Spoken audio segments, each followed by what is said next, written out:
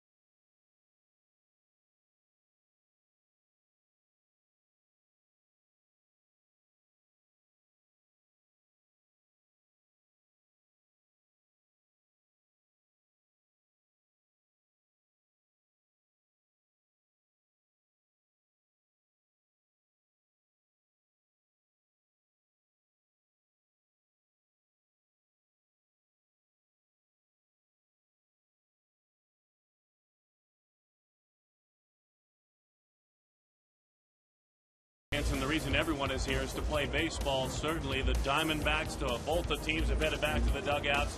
Ceremonial first pitches are in the rearview mirror, but now there's one more thing that goes on before things get going, in the presentation of some well-earned hardware. Mark Grace, you've got 4 of those with regard to Gold Gloves.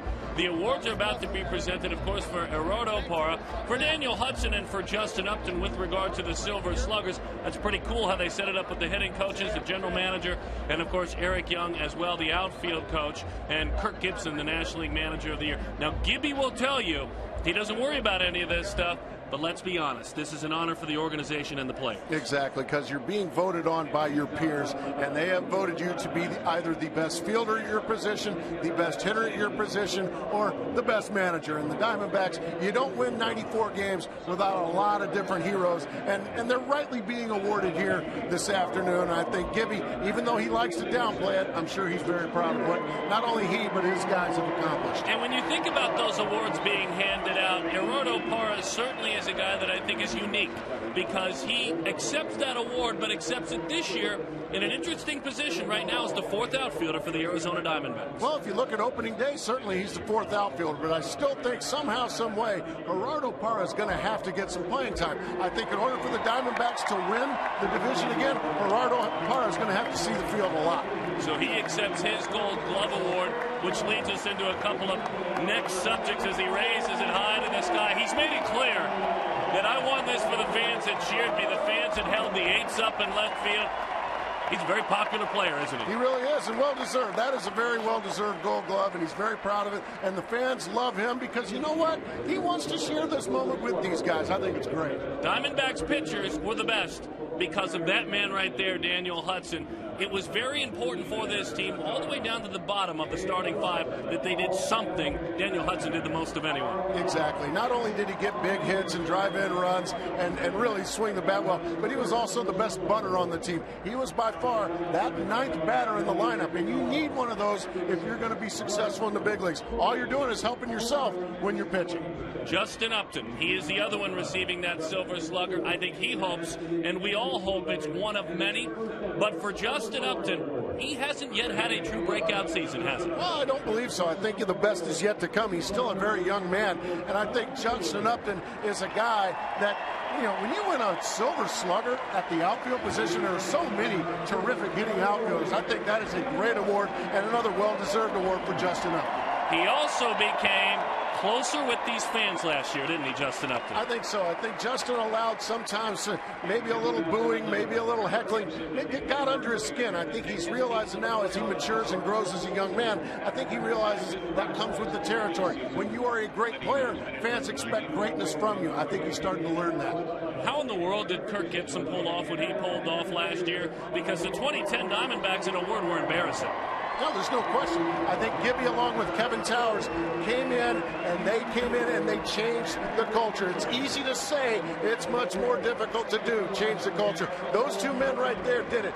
And Kevin Towers is going to give all the credit to Kirk Gibson, but Kirk Gibson and his coaching staff got these guys to believe that they were not losers. They were winners, and they went out and in 1 year turned it all around. Now, you have awards. I've been in your house. You have awards of the like, just like those guys do. But you also have a ring. Kirk Gibson makes it clear. That's nice. but next step is a ring. Exactly. 94 wins was great last year, but they went out in the first round of the playoffs in a great series against the Milwaukee Brewers. Now Kirk Gibson wants to take them the next step, and that is to get to the World Series and win it. Can they handle being a team because of Kirk Gibson and a great photo opportunity here? But they'll be the team, and it was great. I think Tim Lincecum said it best. He said, we're not the hunted anymore. They're the hunted. We'll like lying in the weeds. And it's a good place to be lying in the weeds because, like they said, these are the champions of the NL West, a very, very competitive NL West. And these guys are going to get the best shot from all these NL West teams and the other teams in the National League. But I think Kirk Gibson, if anybody, can be the guy to get them to undo some more banners up there on the stage. Well, that's pretty cool, huh? I think it's great. I don't know what's going on with Baxter there, but that was really cool. Here we go, Beauty. Let's go, baby. A lot going on. High five all around. Kirk Gibson's great because he accepts the award. He heads right in, fist bump with all of his players. Gibson makes it clear that I'm only as good as my players. When you look at this year's roster, you had a handful of guys had career years that you hope can repeat that. Guys like Willie Bloomquist and Ryan Roberts. Exactly. You're going to have to get the guys not named Justin Upton, not named Ian Kennedy, not named Chris Young. Those are the guys that we know about. But you're going to have to get another big year out of guys like you just mentioned, Darren, and that is Ryan Roberts, that Gerardo Parra, Willie Bloomquist. Miguel Montero's another guy that had a monster year. He's got to repeat. So a lot of things have to happen, just like they did last year, if we want success again this year in Arizona. They used to battle in the Pac-10. Now they're battling in the big leagues. Ian Kennedy, Tim Lincecum. Ian Kennedy was fabulous last year against the San Francisco Giants, certainly. Tim Lincecum, he struggled his last handful of times against Arizona, but he has been electric in the past. Kennedy going toe-to-toe, and you can see when you look at the numbers of these two, bottom line, wins, there's a little bit of luck involved because Lincecum was in that Cy Young race again with a 13-14 record. Well, Ian Kennedy had a lot more offense behind him than Tim Lincecum did. But one thing you know, if you've been around baseball the last few years, is Tim Lincecum is one of the best pitchers in the game, and he's a guy that can dominate every time he takes the mound. You ready? I'm ready. I'm jacked. Let's do this. Oh, my goodness. Race is ready. Wool all ready. Fly by. Kirk Gibson has his squad ready to go. Opening day, the Arizona Diamondbacks and the San Francisco Giants next.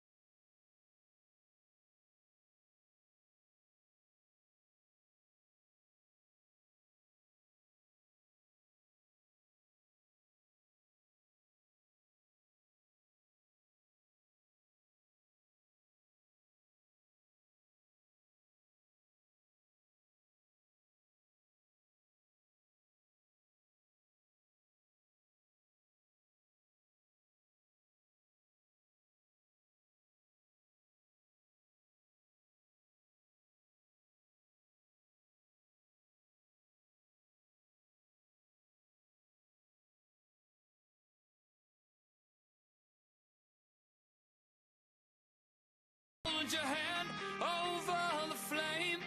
You just can't do it by yourself. Did you just see that? You won't know your worth now, son, until you take a hit. And you won't find the beat until you lose yourself in it. That's why we won't back down, we will ride high. Yeah, 'cause these are the things that we can't deny. I'm passing over you like a satellite, so catch me if I fall. When we're competing, we don't like each other. I'm going to take it to you, and I welcome you to bring it back to me. You can't understand what lays ahead if you don't understand the path. National League Western Division champion. It's just the way we are. The Arizona Diamondbacks certainly ready to take the field when the intro takes over this giant scoreboard. When the snakes come around the ballpark on the ribbon that wraps around it, it's go time. It's snake time. They talk about it. They go from a lighter feel to a more intense feel. That's when Kirk Gibson says it all starts. The focus is there. The Arizona Diamondbacks are ready to defend their crown as the National League Western Division champions, paced by their squad, paced by their ace, Ian Kennedy. Mark Grace, does he look ready to go to work? I think he's been ready for quite a while now, Darren. He's a guy that the bigger the stage, the better he pitched. He showed that last year. Now he's going to have to go out and do it again because this is as big a stage as it gets. He's going against Tim Lincecum, and it's opening day. Let's bring in the third member of our broadcast team during the game. We welcome in Jody Jackson. Jody? Well, Darren, as you know, it was the Giants here last year in September when the Diamondbacks clinched the NL West. Today, watching the festivities of opening day and the Diamondbacks revealing their banner for the division championship. And Kirk Gibson was asked if that gives the Giants extra motivation, knowing that it was hard for the Giants to watch all of this. He said, you know what, it was hard for us to watch Milwaukee celebrate. And so he's less concerned about the Giants' mindset and more about his team and the hunger they have. In fact, in 1981, he said Sparky Anderson made his Tigers team watch the Milwaukee Brewers clinch their playoff berth, and that was meaningful for them. He wants this team to get back to the playoffs and go farther, with the goal being a world championship. Guys? Thank you very much, Jody. We go from Kirk Gibson to Bruce Bochy, a man that Gibson truly respects. One of the longest-serving managers in the game. Let's take a look at his new look lineup. Bottom line, it is a different approach with Angel Pagan and Melky Cabrera at the top. They led all of spring training in stolen bases. It's Sandoval, the healthy Posey, the veteran Aubrey Huff. Brandon Belt's now got to play, and here he is. Ryan Theriot, the same can be said about Brandon Crawford with Tim Lincecum on the mound. 27-year-old right-hander, 21 wins last year. Ian Kennedy. Gracie, tell us a little bit more about IPK, as his buddies like to call him. Well, he had a breakout season, 21-4, and you see all the other beautiful statistics there as well. He didn't walk very many people. He struck out a whole bunch. And let's do this, Darren. Enough of this warm-up stuff. Let's play some baseball, pal. Ian Kennedy peers over that glove under that cap bill. The 15th season of Diamondbacks baseball is underway with strike one. Pagan, a season ago in New York, had 32 stolen bases. Melky Cabrera behind him had 20. They will run this year. They've got to get on, but they will run. I think a couple of very good pickups for the Giants. Got some big-time speed at the top of the order, and that's what you want to do with speed. Get them in the air. Jason Kubel, we'll speak a lot about him, a new Diamondback and a new defender out there, part of the defense. He is in left. Well, Glover Arroyo Parra, a fourth outfielder today, Young and Upton. With Roberts, Bloomquist, Aaron Hill, and Paul Goldschmidt, Miguel Montero behind home plate. And Ian Kennedy on the mound. Jason Kubel, DH'd a lot in the American League, played right field as well. He'll play left for Arizona. And he can also play first base in a pinch as well. So Jason Kubel, just another bat and another weapon for this year's squad. Cabrera, Melky, came alive last year as he takes a pitch just off the plate. 1-0 the count in Kansas City. Jonathan Sanchez, the up-and-down talented left-handed pitcher, was sent to KC for this man.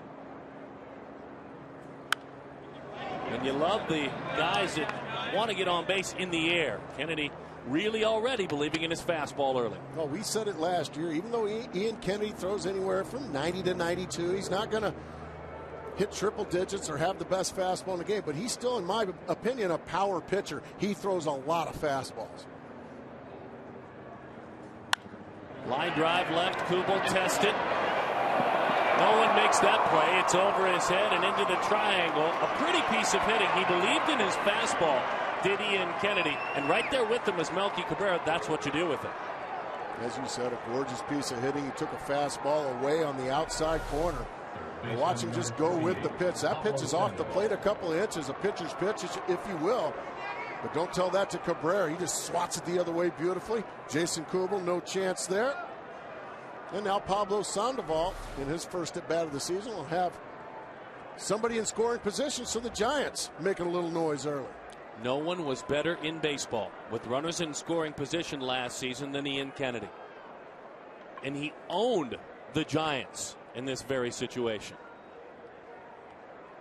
He's got a runner out there in Melky Cabrera. He's facing an RBI machine in Sandoval. He drove in 70 last year.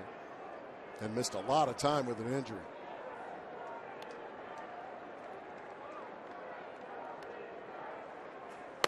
Safe to say Kennedy had no problem slaying the Giants in big games. As you can see, the season for Sandoval, 117.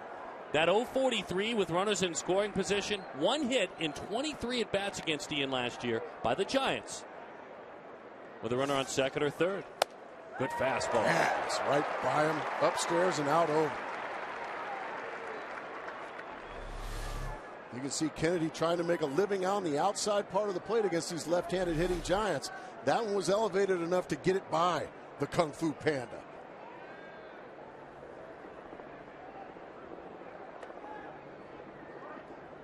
Flannery in the third base box keeps an eye on Melky Cabrera. Fastball, fly ball, well struck right. Sends Upton into the sunshine. To the track. He's got room. It was too high. The ball was hit too high, and I think the pitch was too high to hit out as well. And he hit it right on the button, right on the barrel of the bat, but he got under it. As you said, the pitch was elevated. And he catches all of it, but just straight up in the air.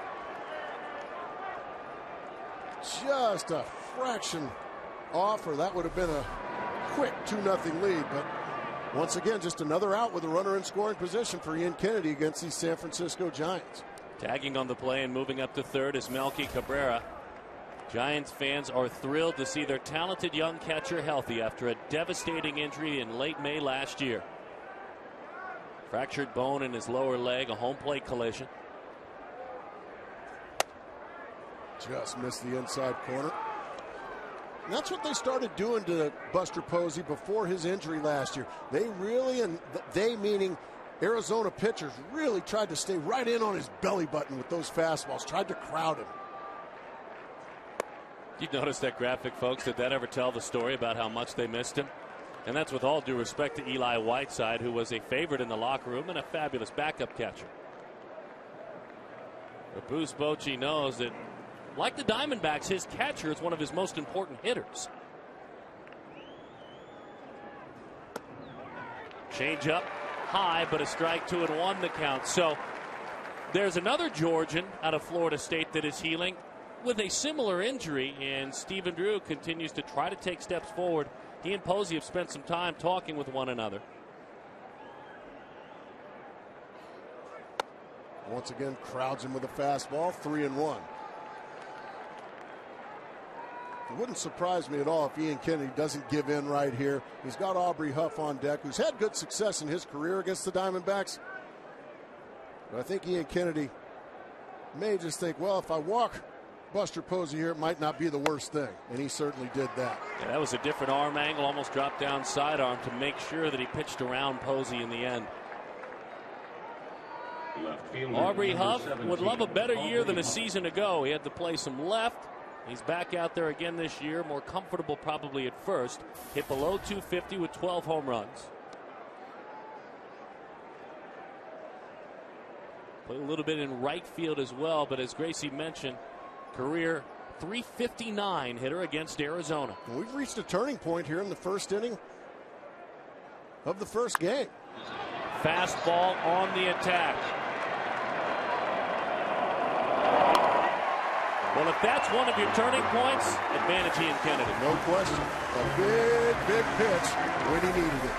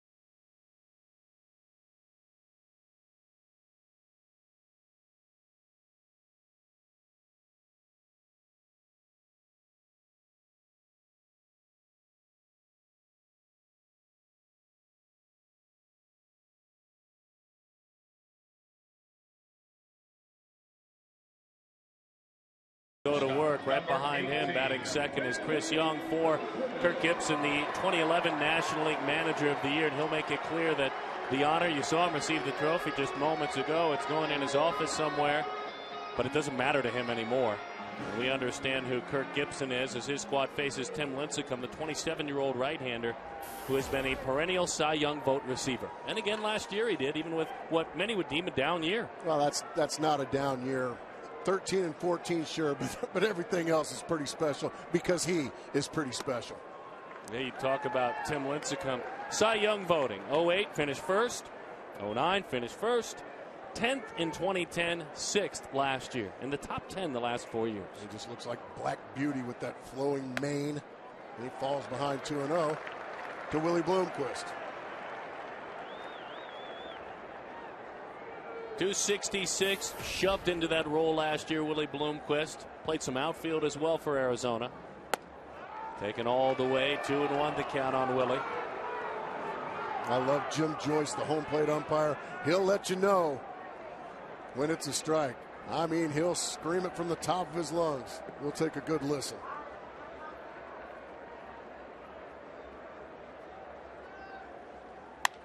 To the right side, past a diving belt. Willie Bloomquist is on.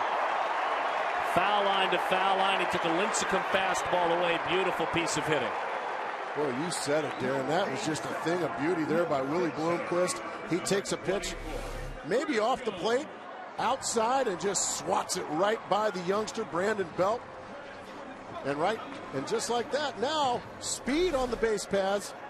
A guy that loves to run in Willie Bloomquist, and a guy that has had trouble in his career, Tim Lincecum. If there is a bit of a chink in his armor, it is that he struggles to hold runners on.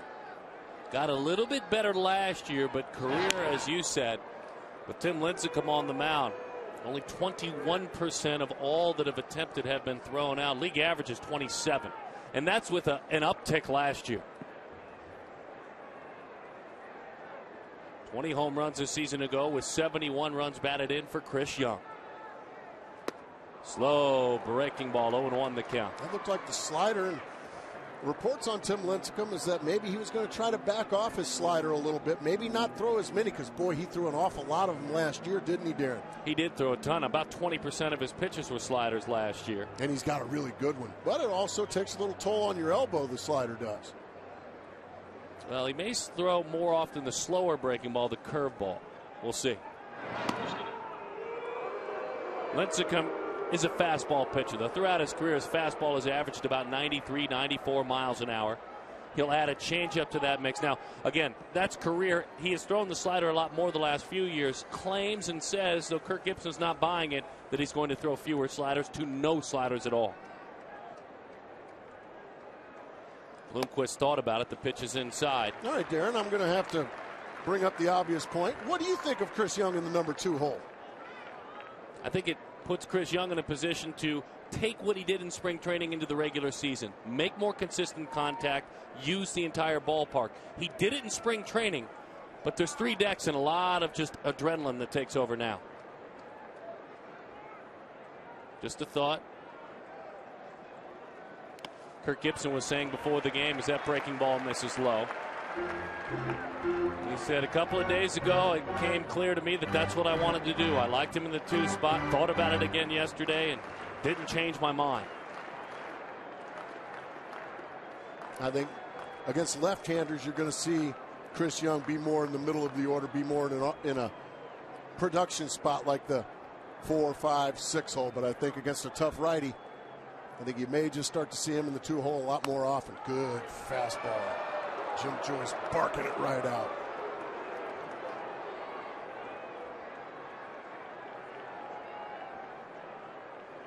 Young has had a tough time in his career against right-handed pitching.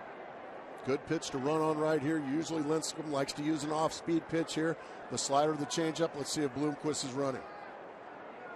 Willie goes. The pitch is a high fly ball left. Sending Huff back to the warning track, to the wall.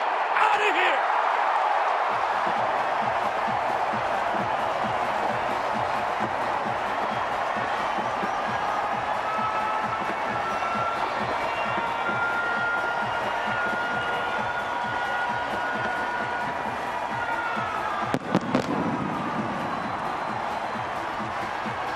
Fulton Holmes homer, $150 to the Central Arizona Mountain Rescue Association. Yeah, they put him in that 2 spot to slap the ball the other way, didn't they? I think he's pretty comfortable right there. A mistake fastball right down the middle, and Chris Young was ready for it, and he blisters it about 10 rows back. What a start for the Diamondbacks. Tim Lincecum was a different pitcher against Arizona last year. This is what you're talking about. Right down the middle, thigh high. I mean, split the plate. Chris Young was not fooled at all. Way out of here. Lincecum falls behind with a couple of off-speed pitches. Now, fastball count to Justin Upton. Upton, he may come unglued with this swing here if he gets something in the zone. He did come unglued, but it was right by him. 2-1 the count on the man who trailed only Matt Kemp and Ryan Braun in that MVP voting a season ago. A Silver Slugger winner, you saw that a moment ago. Biggest thing for Upton, he was healthy last year. That's all. 3-1 the count. He was able to lay off a high fastball. Jim Reynolds at first base says no, he did not go.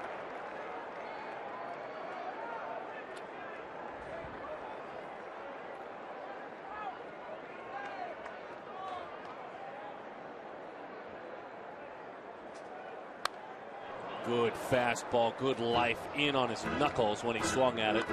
You know, we're talking about Tim Lincecum. Last year he was winless against Arizona. In his career, they hated facing Lincecum, and that's changed. And the biggest thing for me there on that graphic, and it's highlighted, the long balls. There's another one added to that today. And Paul Goldschmidt took him apart last year, and he had just gotten to the big leagues. Right there, fastball outside corner. I think that breaking ball or the slider was in the back of his mind. Oh, I think there's no question. He was looking for something off speed, and he took it right down the middle. So Lincecum bounces back from the long ball and strikes out Justin Upton.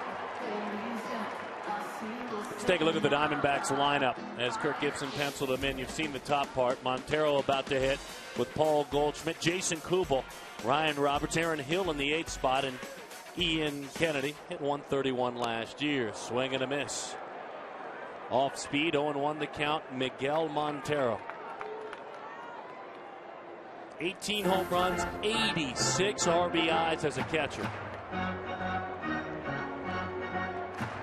His counterpart is out to the mound to talk with him. So Miguel Montero is a guy that, unlike most catchers, he doesn't like getting those days off. He doesn't like it when his father figure, Henry Blanco, plays. Montero's a guy that likes to play every single day, every inning of every game, and he's earned that right. He's turned himself into a fabulous frontline catcher. You talk about those innings caught last year. He caught more innings than anyone in Major League Baseball. And to put it in Diamondbacks perspective, no one has come close with regard to the likes of Damian Miller or Chris Snyder to catching as many innings in a season. So he blew away the team record, the franchise record for a single season. Well, this was always an organization that had a couple, sometimes even 3 catchers that they would use. You know, the years that I played here, it was Damian Miller or Rod Barajas, D right 3 to Miguel Montero, beautiful curveball. Even Chad Moeller got a lot of looks as well. That's no longer the case. Miguel Montero is the guy. Goldschmidt ready to hit. Let's take a look at the defense he will deal with Aubrey Huff, Angel Pagan, and Melky Cabrera in the outfield. Not a real good outfield defensively. Pablo Sandoval, Brandon Crawford, who can pick it at short. It's Terrio, Brandon Belt with Buster Posey. And Lincecum faces Paul Goldschmidt. Not a bad idea. Spins him out of there a little bit because Paul last year, 5 of 9 with a couple of home runs against him. 2 mammoth shots up in San Francisco last year down the stretch to really hurt Lincecum and the Giants. If you'll remember later in the year when the air gets thicker and it gets even cooler in San Francisco, he hit one to right center field that a lot of folks that have been going to games for years said, I've never seen a right-hander hit it there. Out where Barry Bonds used to hit him left-handed. Good fastball to the outside corner. Lincecum after the 2-run homer, struck out back-to-back Diamondbacks. I think might have gone under his skin a little bit. I think so, too. Ball 3. Good patience there from Goldschmidt, laying off one just up out of the zone and getting himself in a count where he can do some serious damage. There you see the newest D-back in the middle of the order, Jason Kubel. High fly ball. It's crushed to left field. Touch the ball, Paul.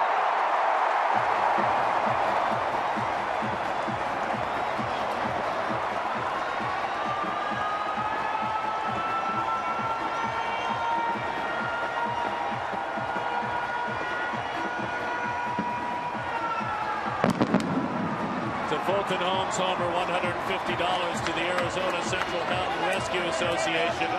He had 38 last year. That was a high, majestic, towering long ball. Way out of here. Goldschmidt. Oh, it's back. Diamondbacks lead it 3-0. Chris Young, a 2-run homer. Paul Goldschmidt, a solo shot. And 10 at-bats off of Tim Lincecum, 3 bombs. I don't think many guys can make that claim, folks. No. Folks, Tim Lincecum gave up 15 home runs all year last year. All year. Already a trip from Dave Righetti, the pitching coach. Trying to keep his superstar, ace of the staff, trying to keep his composure. Well, you can't. I can't imagine a better start to the season than the Diamondbacks have had. My goodness. Hey, you got a bowl full of fans wearing red. And they're all just going nuts. What a show. Welcome to the show, Jason Kubel. We'll get to know him. Injuries cost him some time, a sprained left foot last year, but this is a guy that, as you said, has driven in 100 in a season before. Hard bouncing ball. Belt caught that one right on the heel, covering, but what an inning for the Arizona Diamondbacks. Long balls to center fielder Chris Young. He hit 20 a season ago. He's got one already. Paul Goldschmidt, he was the 2011 Minor League Player of the Year. Oh, Tim Lincecum, he knows his name.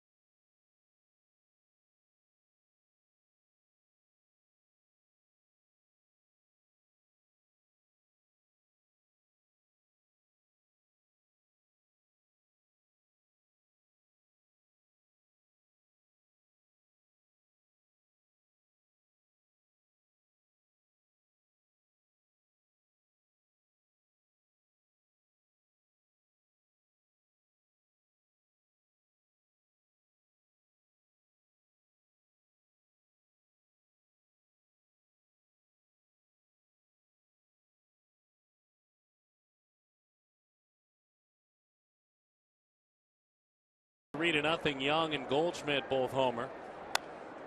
Back to the screen it goes. Tim Lincecum shell shocked again. by very few teams right now outside of Arizona. I mean, this is just a team that's becoming his kryptonite. Somehow, some way, especially in this ballpark, this is where he struggles, especially against that young man, Paul Goldschmidt. My goodness. One of the best pitchers of this era, Tim Lincecum, and Paul Goldschmidt just wearing him out. Well, the decision was made this spring that Brandon Belt had to play. He had done too much in the minor leagues, dominated along the way, and didn't need to play in the outfield. He's a first baseman. He struggled when he was out there last year. And a pretty good first baseman. I mean, he can pick it. They made, I think, a dual decision. I think they made it with a couple of guys named Brandon, one Belt and one who bats 8 in Crawford, saying we've got to continue to stay a little bit younger and athletic. And they did it with Belt, the shortstop Crawford, who will bat later in this inning as well. Well, especially if these guys are your big prospects. If these are the guys that are your future, well, what you have to do, you can't bring them to the big leagues and play them once or twice a week. If they are your future, they have to play. I understand fans want to win now, but by the same token, if you want to win now, guys like this have to play a lot, not just occasionally. Good fastball inside, 2-2, the count on Belt.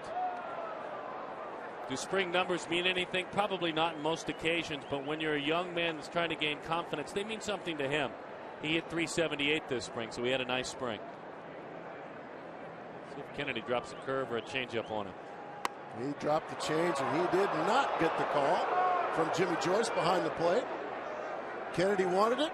Looked like it may have shaved the inside corner. Let's see. Awfully close.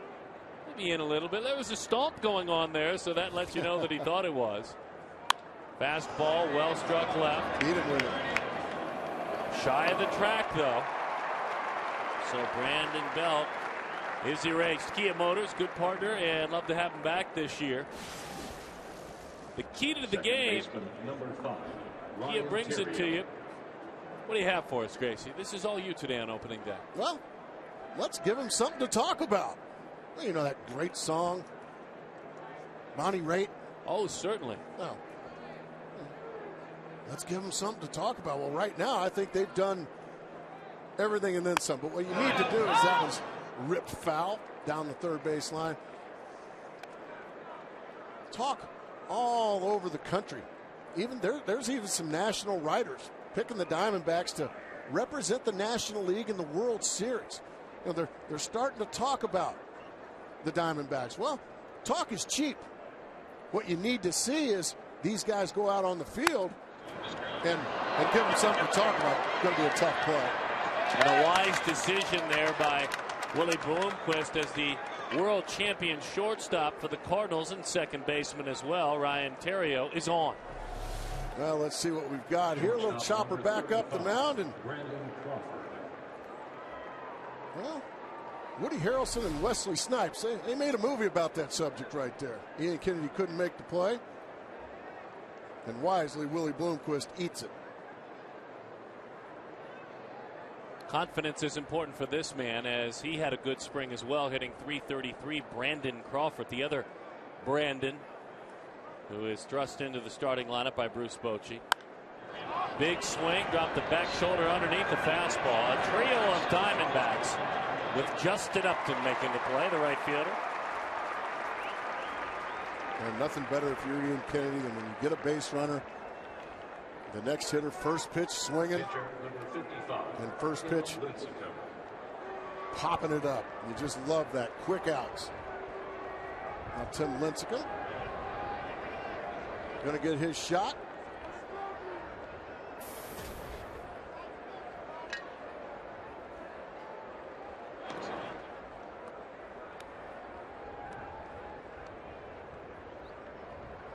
Five of 61 last year.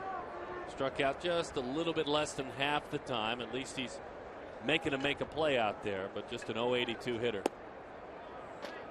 1-0 the count.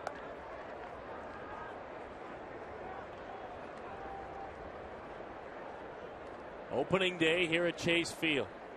Jody Jackson, Mark Grace. My name is Darren Sutton. Thanks for joining us. Good fastball right there. Right at the knees. Poured it in there.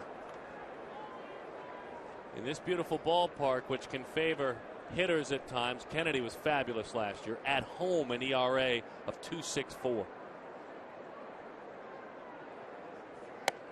Good fastball again. Oh, dear, Timmy. Don't get hurt, son.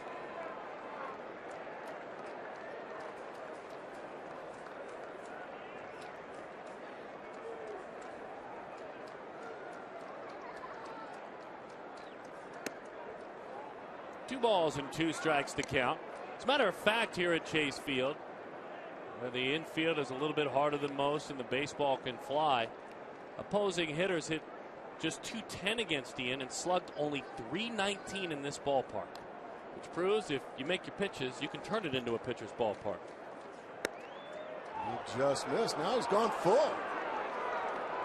He's gone full. That means Ryan Theriot at first base will get a run and start.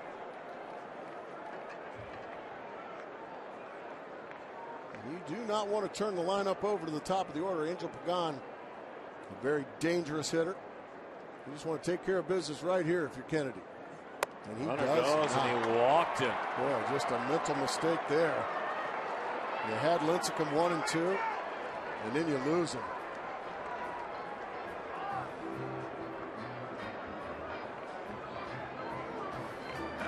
Center fielder Angel Pagan. Well, I think what went on there is for Kennedy, he's just a better pitcher with runners in scoring position, so he wanted to go ahead and move that runner to second. Yeah. I'm guessing that's not the case. Angel Pagan flied to left field back in the first inning. Kennedy made a nice pitch on him on a fastball away. The veteran, at one time fourth outfielder, now a starter the last few years. Change up, beaten, fooled him badly. Another one pitch out when he really needs it. Some things never change, Mr. Kennedy. Very impressive.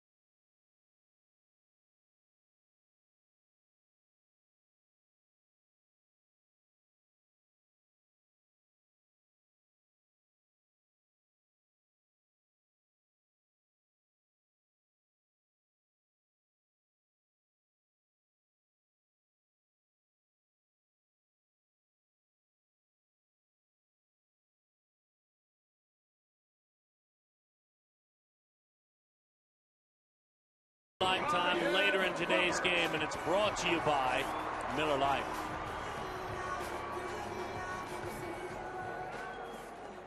Very popular, Ryan Roberts, a fan favorite to say the least as he leads it off. He had the 19 home runs a season ago. A gentleman that turned an opportunity because of an injury into a roster spot at the end of last spring training. Curveball, bouncing ball. A great year defensively by Pablo Sandoval a season ago, and he keeps it up. So he starts him off with a curveball there, and Roberts 0 for 1. I would imagine Roberts really not looking for a curveball first pitch. Probably looking back on it, he would have been happy to take that pitch for strike one and maybe, just maybe, see a few more pitches to be ready for his next at-bat. But instead, he went up there swinging at the first pitch curveball, made a quick, easy out. And that's just what the doctor ordered for Tim Lincecum after giving up 3 in the first. Tale of two ball clubs for Aaron Hill. You could see that. His 33 games just relaxed. Interestingly enough, relaxed in a pennant race. Came into some crucial games last year in Washington, D.C. and was more peaceful than he had been in a long time offensively. It's really funny how things work. By the way, stay tuned for a sneak peek of the Three Stooges. I don't mean Jody and Gracie and I mean the Three Stooges. Later in the game. Aaron Hill bobbled by the sure-handed Crawford. I think one of the reasons it was bobbled because it was quote-unquote too hot to handle. It was a bullet on 2 hops, and it just takes a bite out of Brandon Crawford. Whack in the in-between hop, and it just eats him right up.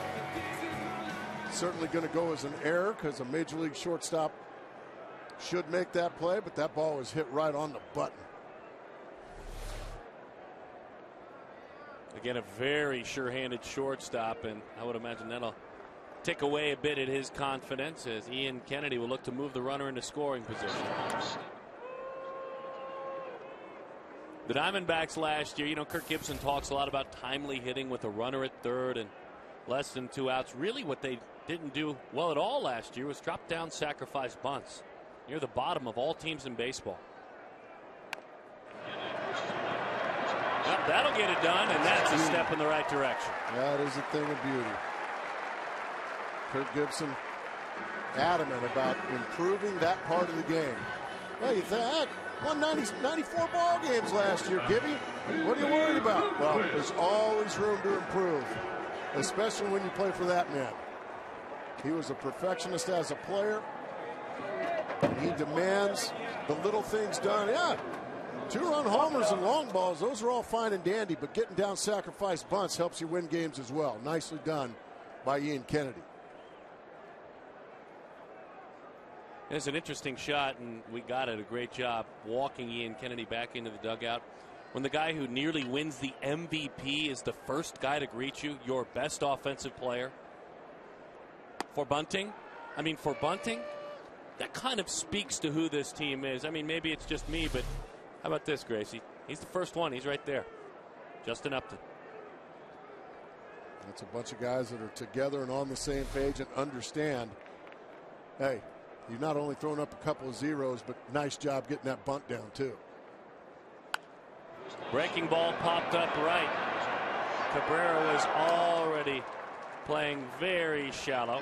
All right, as promised, earlier in this inning, here's a sneak peek at the 3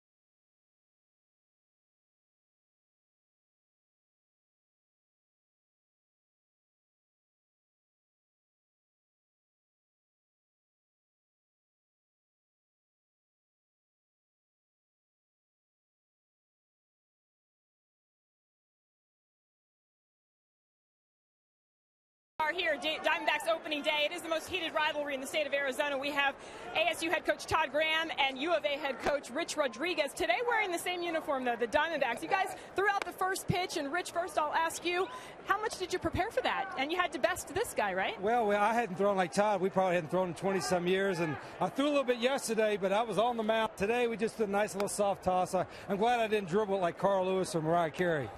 You said you had your son Google some of the worst pitches ever, the opening day. The 10 worst pitches. I didn't want to fall in that category, and Todd and I are both pretty competitive, so I think we did all right.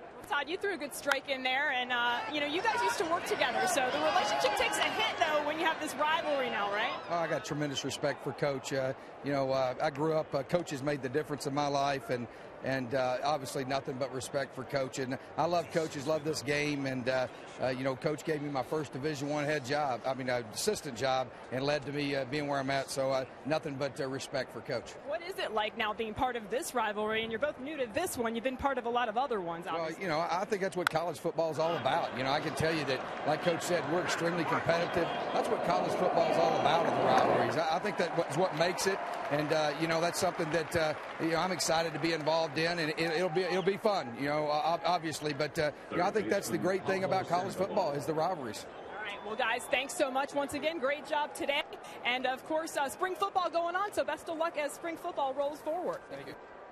Guys, back up to the booth. I hear Bill Frieder and Lute Olson actually used to do commercials together. So we've seen the U of A and ASU head coaches do some things. Maybe these guys will hang out a little bit more in the future. We'll see. Or maybe not. Looking forward to it, Jody. Thank you. Yeah, they'll have a lot of respect for each other until one of them loses the first game against each other. Then it won't be so friendly. Till the seat gets hot. Exactly. Pablo Sandoval, and hot is the Kennedy fastball with regard to the life and the late jump. All 7 of the outs have been in the air. Pop-ups and fly balls, exactly.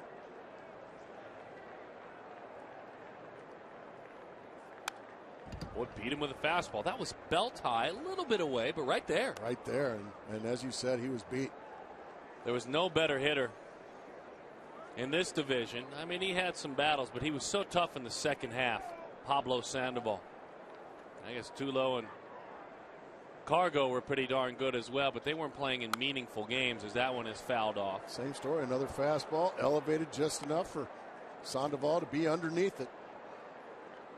That slugging percentage in the second half, fabulous for Sandoval. He came into spring physically a different shaped player. A guy who took a lot better care of himself. It paid off in a long season. That's the key. That one is the first out when it's recorded on the ground. And it was a high fastball out over. I think Ian Kennedy was trying to come inside on that pitch. He ended up missing out over and up. But they're not mistakes when you get away with them. Just an easy ground ball to the shortstop. And as you said, that's the first out recorded on the ground here this afternoon. There have been no strikeouts. Here's Buster Posey. They made a concerted effort to pound him in his first time up. Ended up pitching around him and he walked. Changeup dives in, 0-1. Or was it? I don't know. Had the life of it. That might have just been a two-seam fastball. Just a little extra bacon grease on it. 0-1 the count.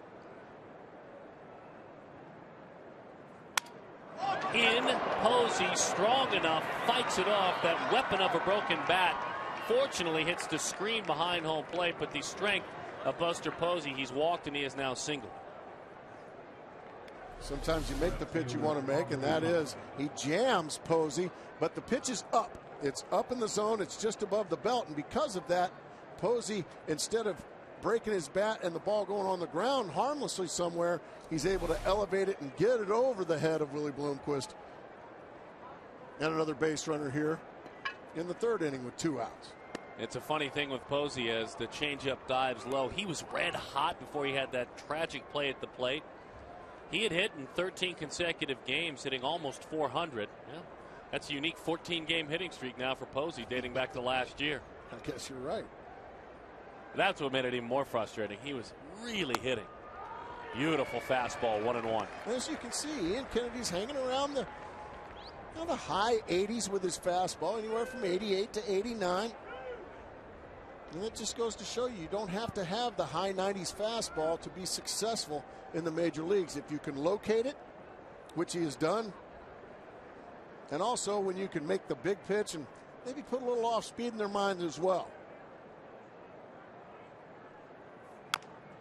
Chopper tried to pull that sinking fastball down and away. Easy stuff there for Kennedy, who was rising the fastball early. Now he's got dive on it. It's a totally different look.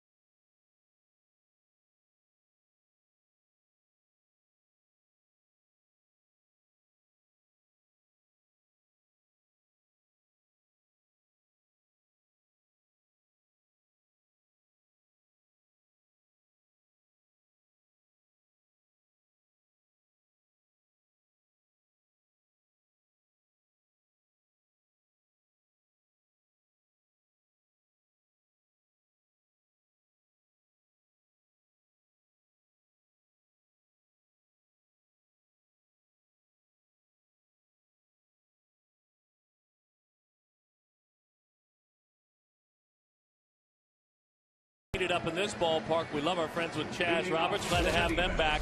Our Chaz Roberts cool play. Oh, we asked about batting second, and I talked about slapping it around the diamond.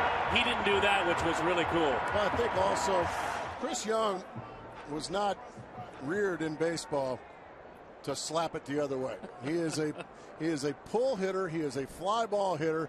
He is not a guy that's going to go on the ground to the opposite field. I just don't think you can change that leopard's spots. He's going to go up there. If he gets a mistake, he's going to homer. And it's going to be pulled. I'll tell you, it's hard to argue with that. I mean, it's just, you can work on things all spring training, and you hope that when he needs it most, he can do some different things. This is a high-ceiling, athletic baseball player that may always be a little bit raw in some areas. Right off the end of the bat, middle of the diamond, right around the bag. Theriot turns it into a nice play by Ryan Theriot.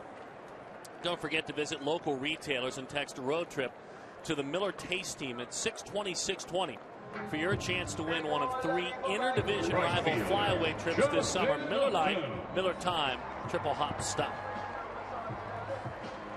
Oh, my goodness. Oh, no. Oh, dear. Oh, boy. Oh, please, no. That's somebody lost a bet. That is sad, sad stuff. You look good there, Darren. Big old bucket head out there. Upton hacks at a breaking ball that stays up in the zone. Now, those people obviously went to their local print shop. And I'm sure the printers are now broken. Very scary stuff. 0-1 the count on Upton. Struck out looking in the first on a fastball. Kind of nipped the outside corner.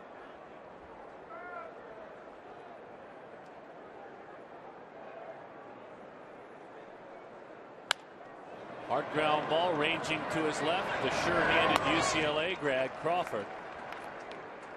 And Justin Upton is 0 for 2 with a strikeout looking at a ground out. We remind you as Miguel Montero heads to home plate that any time the Diamondbacks score 6 runs or more, Taco Bell gives away 3 free tacos with a large drink purchase. Of course, the next day from 4 to 6, about dinner time. Miguel struck out in the first inning. Struck out on a slow curveball from Lincecum.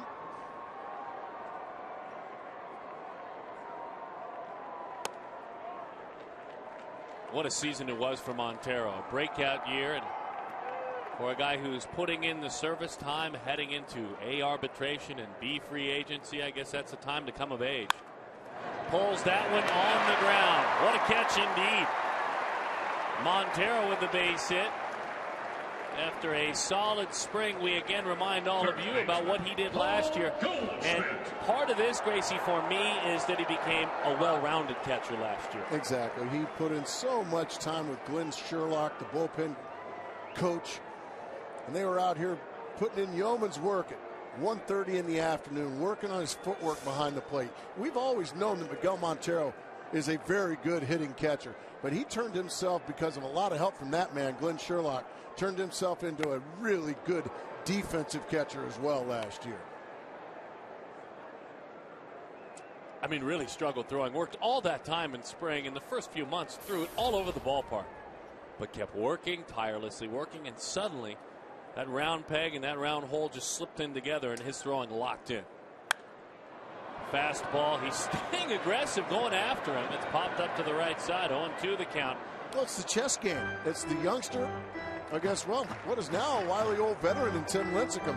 And Lincecum knows that all three of the home runs have come on fastballs. So he's well, Goldschmidt's going to be looking for something off speed. Well, what's he do? Back-to-back fastballs to jump ahead 0-2. That's the guts this young man has. Again, Lincecum only gave up 15 home runs last year. He's given up a pair today. This young man has one of them. If you've joined us late, Paul Goldschmidt crushed a moonshot, I guess better said a sunshot, with the sun still out, that landed about 40 rows back in left field.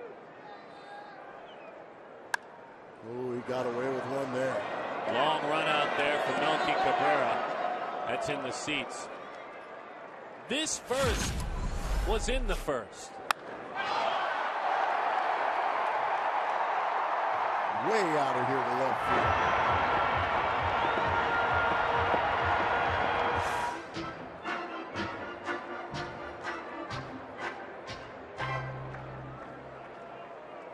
And again, he is 6 for 10 career against the multiple Cy Young Award winner. Half of those hits homers. You've educated me in our 5 years working together that sometimes it's the tough pitch you foul off that keeps you alive and Absolutely. you'll look back on. That was, to me, an example. That was a pitcher's pitch there from Lincecum, no question about it, but the young man was able to scrape it foul. And by doing that, you keep yourself in the game. You keep yourself in the at-bat. He may just make a mistake here. 1-2. I'm going to go back, too, just talking about, remember that hanging curveball? You said he got away with one? I think in Goldschmidt's mind, he wasn't at all ready for that, and all he could do was spoil it. And it's the first one he's seen from Lincecum here this afternoon. And it's the first one he's seen, well, this year.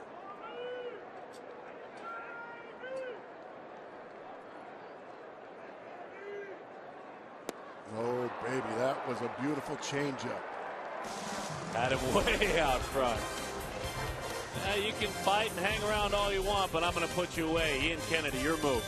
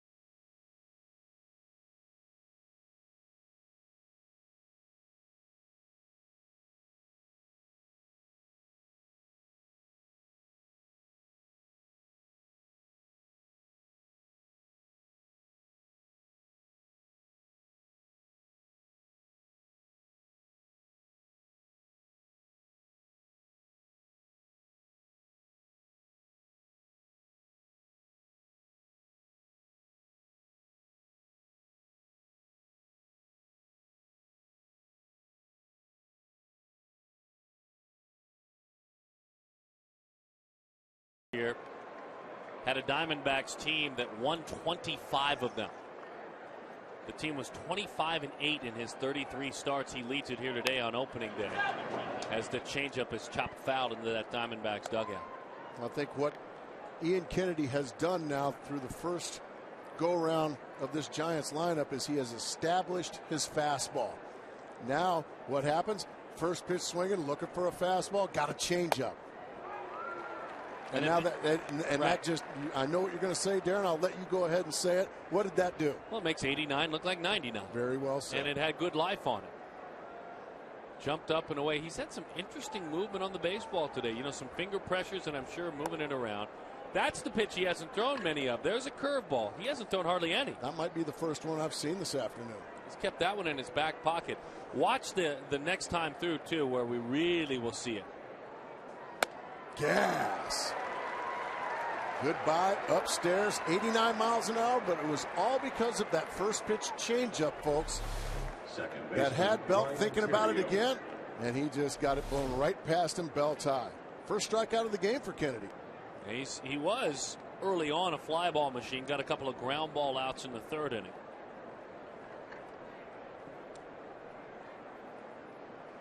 Roberts on the cut of the grass at third for Ryan Theriot, who pounds it that way, but it's foul. Just a little batting practice fastball there at 87 miles an hour. Theriot looking for a little more on that fastball. All he does is just get out in front and pull it foul for strike one.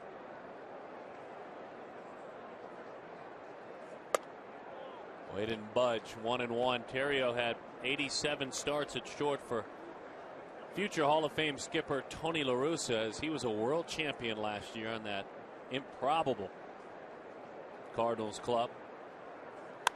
Good fastball there. Kubel well shy of the track. 2 outs. He just tied him up with a fastball in. I have a feeling we're going to use our brains here, Darren. What's going on? Well, we have a trivia question. I'm going to show it to you. It's brought to you by our good friends with AT&T. Rethink Possible. The question: which former Major League Baseball pitcher has made the most opening day starts? Here's Brandon Crawford. Fastball beats him. Is there room out there for Kubel, though? I think his dugout let him know. I think someone let him know. I'm told with regard to that trivia question, if you're playing at home, we'll listen as well as we can. And for you, Gracie, there is, I think, the buzzer if you're wrong. Is there the buzzer this year and the bell if I'm right? I think, yeah, yeah, there it is. The buzzer. And we don't have to worry about that. He's never right. So 0-1. Back upstairs now, elevating that fastball.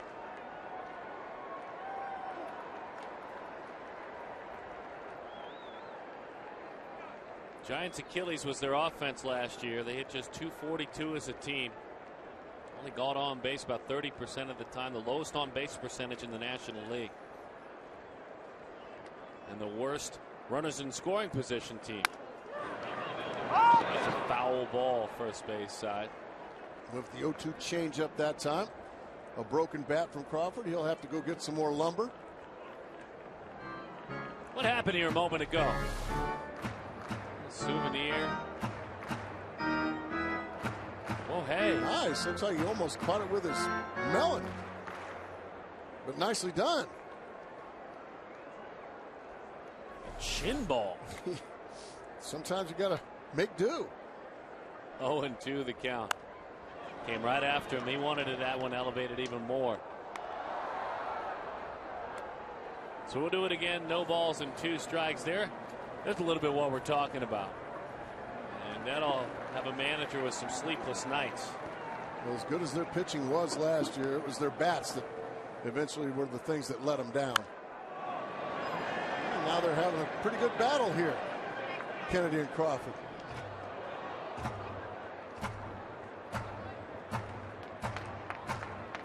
The Trojan and the Bruin. That's exactly right. Kennedy, USC. And these two had to be pulled apart. They had to be separated before the game today. I'm glad you shared that with the folks. That's a good behind-the-scenes story. There's a curveball. It was a good one. They punch him out. James Hoy said he went around. I don't think the Giants dugout too fond of that.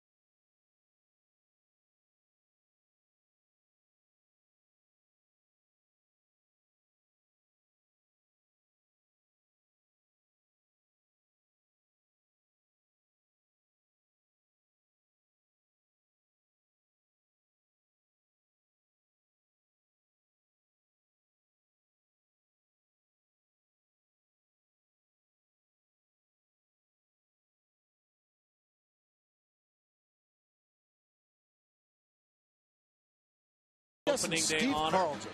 I would guess Nolan Ryan. That's my guess. Let's see. Tom Seaver. In the same era. In the same era. What an honor. 16 opening day assignments.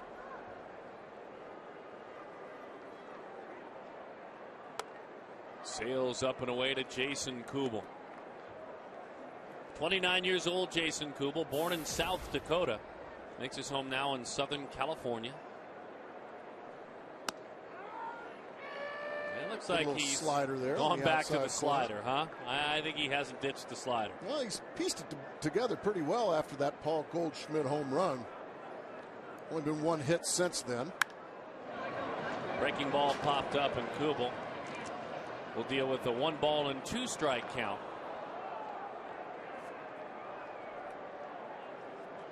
Jason signed as a free agent this winter. Some of his better years, a couple of years back when healthy. Hit 300 in 2009. He doesn't chase that one. 2-2 of the count. As a matter of fact, hit 300, 28 homers a couple of seasons back. Drove in 103. Had a 370 on base percentage that year. Waves at a breaking ball. That was a dandy. Is that a slider? That was the same slider, Darren. Third baseman, Ryan. Our text poll is brought to you by our good friends and partners with Nissan. Which player is most likely to improve upon last season's career year? Ian, Ryan, Miguel, or JJ? A, B, C, or D to 36929. 36929.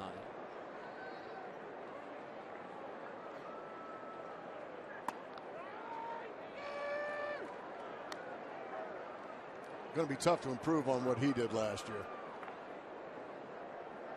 21-4.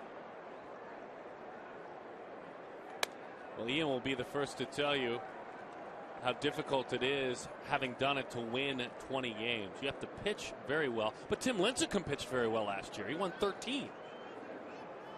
Matt Cain is a guy that seems to win 13 to 15 every year. He just got a lucrative contract. So yes, he did. There's got to be some luck involved in winning 20 games. Matt will pitch Sunday. Cain against Colementor. Bumgarner against Hudson tomorrow, an afternoon game. Here's Josh Colmenter.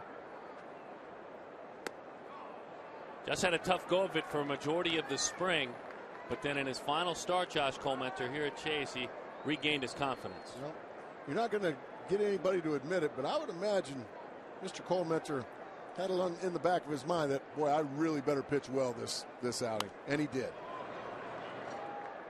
And I'm sorry, but what that young man did last year for the Arizona Diamondbacks, me personally, I think he deserves to be in the starting rotation. He won a lot of big games, threw a lot of huge innings for the Diamondbacks, and I think he's being justly rewarded. Yes, he did. You could hear the call. Jim Joyce at the plate. And Tim Lincecum was, I think, stretching the truth recently, maybe playing a little cat and mouse game, saying he wasn't going to throw any sliders. Yeah, he's throwing sliders now, and they are awfully good right now. 3 straight Ks now, 3 straight strikeouts for Black Beauty. You have kind of informally nicknamed him that, haven't you? Yeah, he looks like that beautiful black horse back in the stories of the 70s. Curveball. Now, that's not the slider, that's a curveball. That beautiful black mane.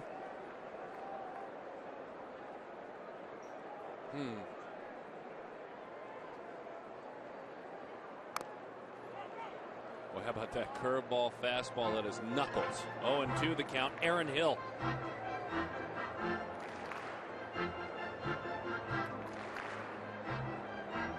Aaron Hill arrived in late August, and in that time after he arrived, he was one of the better hitters in the National League. Hit .339 from August 28th till the end of the year. In that time, only Matt Kemp had a higher on base percentage. And Aaron Hill came along with John McDonald, who brought his glove, and unfortunately Aaron Hill's going to have to get his glove. Mr. Lincecum just struck out the side.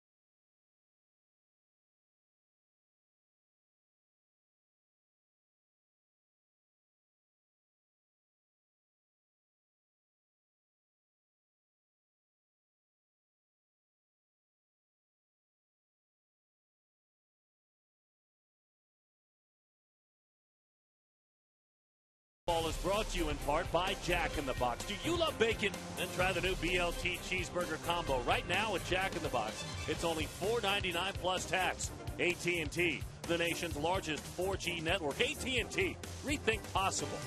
Gila River Casinos is the proud partner of the Arizona Diamondbacks. 0-1 the count to Tim Lincecum. Glad to have you back with us. The Diamondbacks lead at 3-0, top of the 5th inning. 0-2 the count. Ian Kennedy has been strong. He has thrown 60 pitches. He walked Lincecum inexplicably in the second. 1-2 the count. Diamondbacks 9-9 against San Francisco last year, but finished in a 5-game run, 5-game winning streak against the Giants. Yeah. Lincecum is done. All of a sudden, Ian Kennedy now breaking out his strikeout pitch as well. Our quote of the day is brought to you by Geico from Ian Kennedy. You're going to be excited just like we are. The target's now on our back. It's going to be a lot of fun. Ian Kennedy, the Arizona Republic. And Tim Lincecum was talking about that. He talked about it at the end of last season. Yeah, now that he can just sit back in the bushes. Lincecum talked about watching the Diamondbacks celebrate. The Diamondbacks hop over the wall and jump into the pool. He said, it'll serve as an inspiration. I sat and watched it. I watched it when I went into the clubhouse on television. I clearly remember it and will remember it. 1-1 the count. So his team now plays as the Hunter. Pretty good, talented group of players hunting. You got that right. Oh, boy. Oh, look at the breaking ball from Kennedy for strike 2. So he got Crawford to strike out with the curveball. He throws a really good one to Pagan. He didn't throw it at all for the first 3 innings.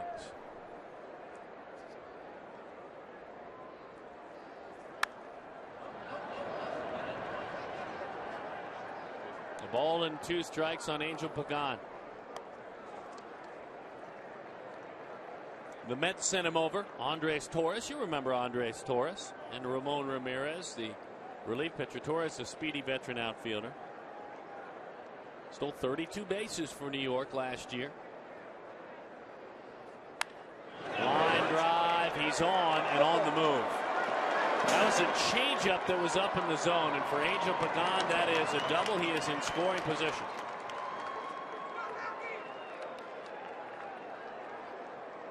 As you said, it was a changeup, and it was up. Right fielder. Pagan was able to rifle it over the top of Paul Goldschmidt. Really good job by Justin Upton to get that ball, cut it off, and hold Pagan, who could fly, to just a double.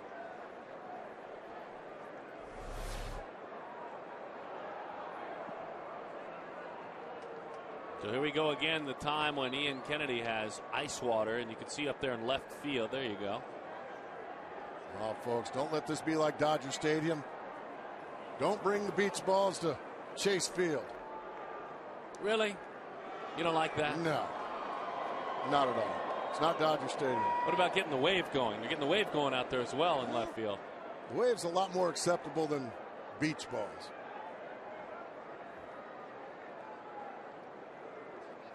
Change up. I love that. That was a thing of beauty. Right back after a mistake with it, come right back. Because Ian Kennedy will tell you, I am nothing without my changeup. And boy, he was something there. Melky doubled in the first inning into the left field corner, so he went the other way. He's also flied to center. Do it again. A changeup, that is. 1-1 the count.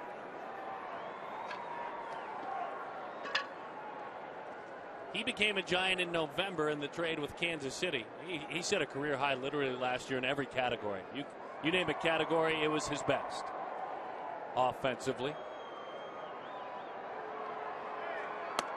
Changeup 3 in a row now.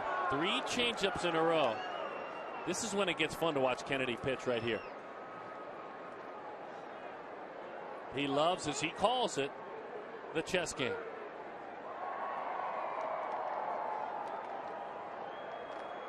Three consecutive changeups followed by a fastball. Ready for it. Line to right field. Upton goes back. That one's out of here. You thought he might throw a 4th in succession. He didn't. Cabrera was sitting dead red. It got a lot of home plate. He homered 18 times a year ago. We've got ourselves a ball game on opening day.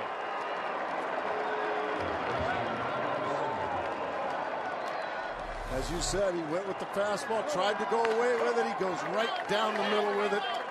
And Cabrera pounced all over it, rifled it off the top of the fence and out of here.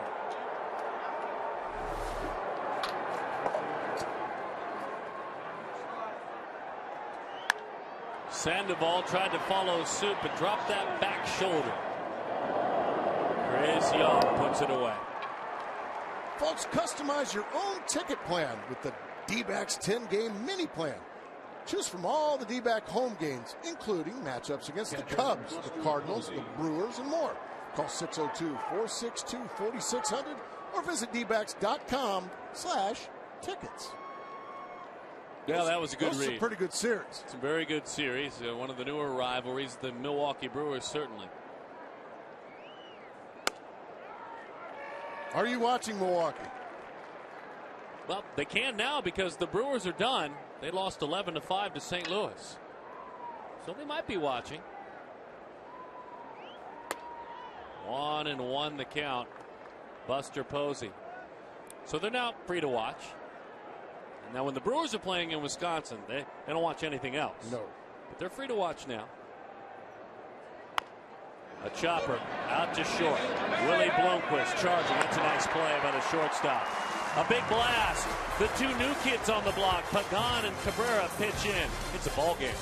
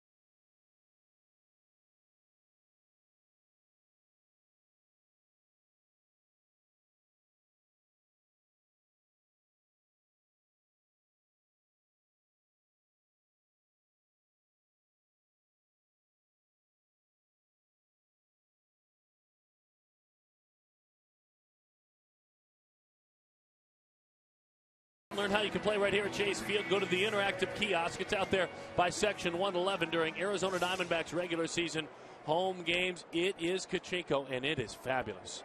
Gila River Casinos. One of my favorite things. Ian Kennedy leads it off. Right there, upper part of the zone. 0-1 the count.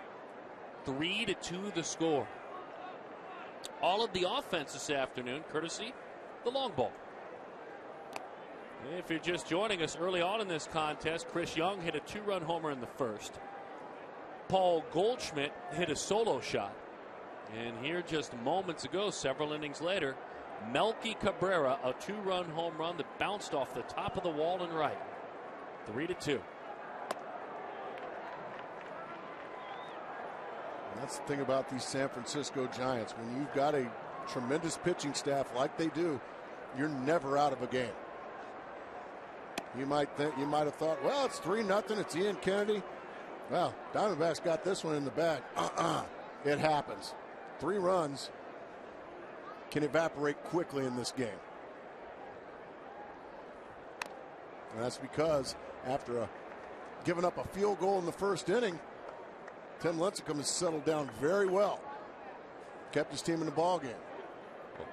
If you're a Giants pitcher and suddenly you start to get some support, that's blood in the water. Doggone right. It doesn't happen very often. Strike 3. 5 in a row now set down via the strikeout for Tim Lincecum. He's got it working. Let's take a look at our CenturyLink high-speed internet, high-speed pitch. Our partners with CenturyLink. Who'd have thought that you would say that Ian Kennedy has thrown the hardest pitch of the day? But that's where Lincecum's living today. Well, he's about 89 to 91, isn't he? Yeah, that's about where he's been the last couple of years. And Ian's about the same today. Yeah. Yeah, 5 consecutive strikeouts. Breaking ball to Willie Bloomquist is low. Bloomquist singled in front of the Chris Young homer back in the first inning.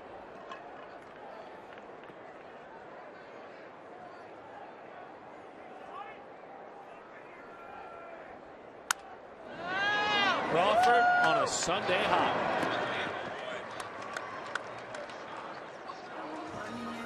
Center fielder, Chris Young. 3-2 the score, and now Chris Young.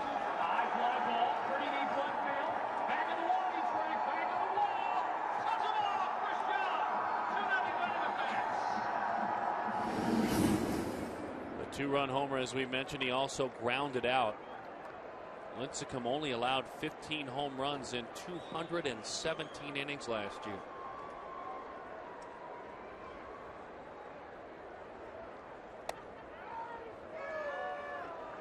That strike zone is there to be called, and that's the message Jim Joyce is sending. There have been a few upper part of the zone strikes and inner part of the zone strikes this inning. Well, Lincecum's on a roll right now. Jim Joyce knows it. He's going to help him roll. Chirping from that Diamondbacks dugout. Hey, look, too, the best way to keep an offense rolling when they get you a few runs is to get them back in the dugout. Fastball down the middle that time. Got away with it. Didn't get away with this one, though, did he? He did not. And that was, if there's such a thing as a flat fastball, that might have even been a hanging slider. A spinning slider, exactly. It's funny, even though it's 90, 91 miles an hour, he's believing in his fastball again, and with effect. Almost makes you feel like and it's not the case because the in-house gun is the same, that the gun's off a bit. He wanted that one. It was off the plate. Tim in his career, 10 strikeouts per 9 innings. 10 per 9. Overthrew that one a little bit, and it sailed high, 3-2. All right, we walked through Ian Kennedy when he threw 3 consecutive changeups, only to have Cabrera hit a homer. We have seen in this at-bat, fastball after fastball to Chris Young. The count is full. Does he go soft with a full count? He sure does. He wants the change up. He shook off a fastball, though, didn't he? Yes, he did. Posey put down fastball. Now he'll put down all 4 fingers. That's what he wants to throw. It's a changeup. Broke his bat. Bobbled it, though. Lincecum recovers. Backhanded flip onto the dirt, and he got it. He threw him a changeup and broke his bat. He nearly gave it back to the Diamondbacks, though. When it's all said and done, Tim Lincecum turned an out into an out, and Tim Lincecum, no matter how he moves out there on the mound, fast or slow, is on a roll.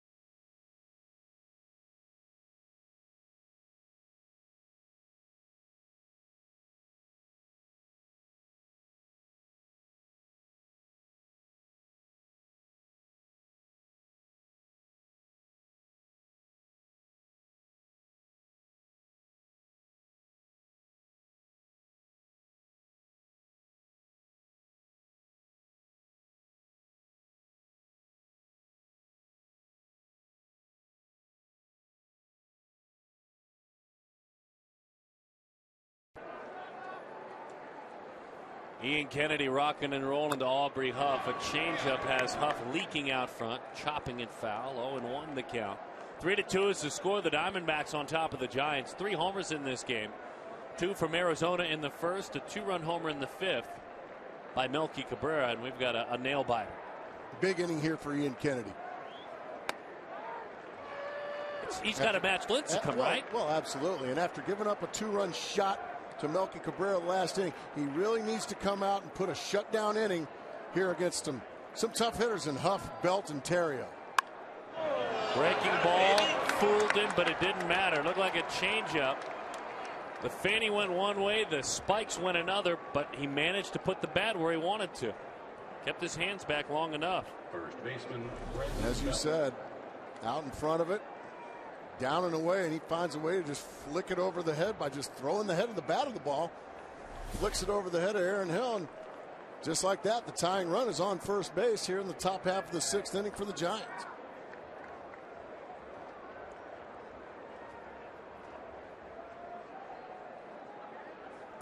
Brandon Belt on the ground, base hit right field, Upton will charge it. Huff will stop right there. Justin pounces and just gets it back into the cutoff man. All right, so Huff with an off the end of the bat job and then a firm single. Brandon Belt, his first hit of the year. He's 1 for 3. Oh, Ryan Terrio now. It's time for Bruce Bochy to make a decision. Do you bunt here? I think you do. But then you're asking Brandon Crawford, your number 8 hole hitter, and or Tim Lincecum to deliver. That might be a lot to ask. So, but you got a couple of ways he can go. Now, Terrio's another guy that handles the bat pretty well. Not a guy that's very easy to strike out. So he may just let him swing away. Drops down a bunt. Kennedy off the mound. Fields it cleanly. Did Hill stay on the bag? They say he did. Great play by Aaron Hill, saving Ian Kennedy and saving probably 2 runs. It won't show up in the box score, but that is a terrific play by Aaron Hill. It's a good bump by Terrio.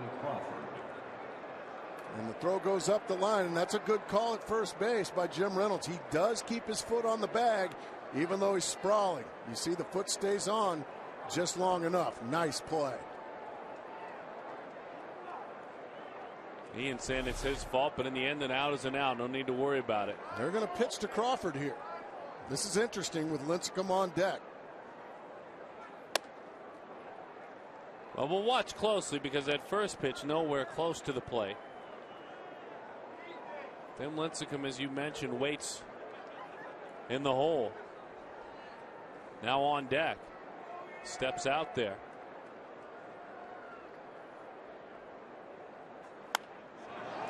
Well, they came after him there. That one got plenty of the plate, so 1-1 the count. Well, I think it got plate, but it got inside corner. And all Crawford's going to do if he catches that on the barrel of the bat is pull it way foul, and that's exactly what he did. I would imagine here Ian Kennedy, now that he's got Crawford in swing mode, now he's going to see if he can get him to chase something out of the zone. Maybe some change-ups down and out of the zone, or maybe some high fastballs. Ground ball out towards short. We're tied. We are tied. Crawford did his job. They went after Crawford. Now, he didn't pick up a hit, but he plated the run. Runner moves to third. Crawford his first RBI of the year. He's 0 for 3, but a big last at bat. Very interesting right there. Ian Kennedy is basically a fastball belt tie right down the middle with a base open and with a very light hitting Tim Lincecum. I mean, that is just right there to go ahead and just drive somebody in. So very interesting that they go after him in the first place and then just throw him one right there to whack. Pops that bunt up. Miguel Montero is there, and he puts it away. So they erase Lincecum, but the batter before, they basically play back and give the Giants a chance to plate that run.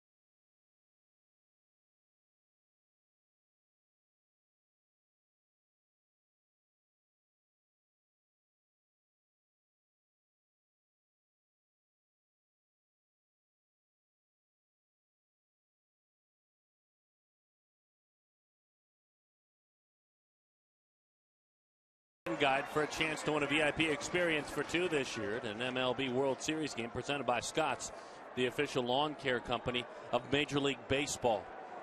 I guess you'd have to say, Gracie, that the momentum right now is in the visitors' dugout. And Lincecum's going to try to keep it that way. Right now, that's why it was such a big inning for Ian Kennedy, facing the lower half of the order to go out and put the 0 up, but back-to-back base hits. And then, interesting to play the infield back and then just go ahead and go right after the number 8 hitter with the base open. And a very poor hitting Tim Lincecum on deck. Just thought that to be interesting. Justin Upton's on the move. That one is down.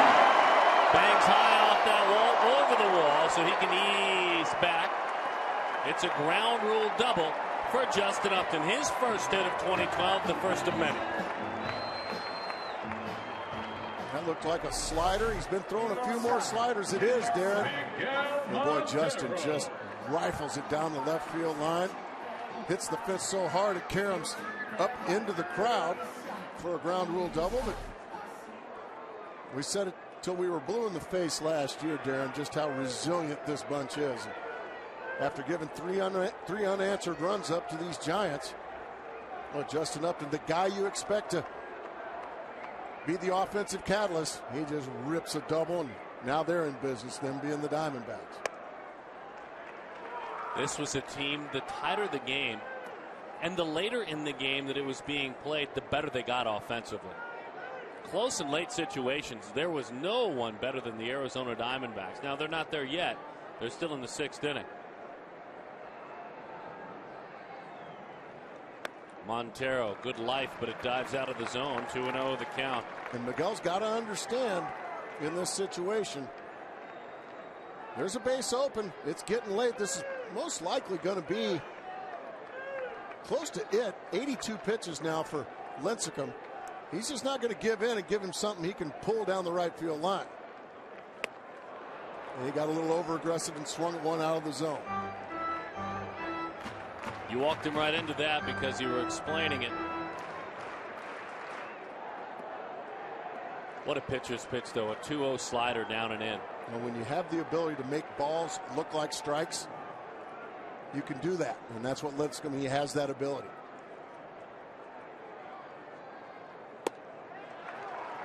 Three and one the count. And it's not going to break Lincecum's heart if he walks Miguel Montero, because when you're a guy like Lincecum, you're like, okay, I'll go ahead and if I do walk this guy, that's fine. It just sets up a double play ball possibility. Or I'll just strike the next 3 guys out. It also sets up a matchup with Goldschmidt, though, so we'll see. Got him to chase another one out of the zone, so he's thrown 5 pitches. 5. None have been in the strike zone yet. We're sitting on a 3-2 count. So what do you think at home, folks? Slider down and in, fastball up and away. Be stunned if it's anywhere near the wide of the plate. Breaking ball, belted right field. Going back is Cabrera to the wall. He's got room. Upton will hurry into third. Well, good productive out there by Miguel Montero. He just missed. Hitting it out of here. He got it off the end of the bat just enough for Cabrera to make the play. However, because he pulls it, and he pulls it deep, that's a changeup.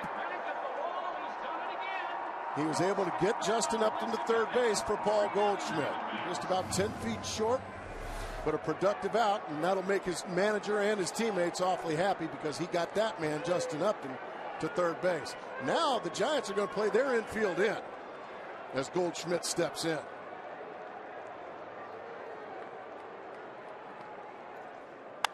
Hot shot, foul ball. He gave it a look, just foul. About a foot foul. Goldschmidt, he wasn't about to let that fastball get by him this time. I think that may have just talked Tim Lincecum into throwing him something else besides fastballs. He's been burned too many times now by fastballs by Paul Goldschmidt. He's going to have to go with something off speed. Let's see if Goldschmidt's thinking the same thing. Now he just showed him a fastball way out of the zone. So he's homered 3 times against him. That's just in, what, 11 at-bats. No one else has hit more home runs against him. The amount has been totaled by Howard and Smith. Just fought it off. Another fastball out of the zone. This time Goldschmidt couldn't lay off of it. Now you just, right now if you're Goldschmidt, now you just go into battle mode. You have to put a ball in play somehow, some way. You have to force the defense to make a play.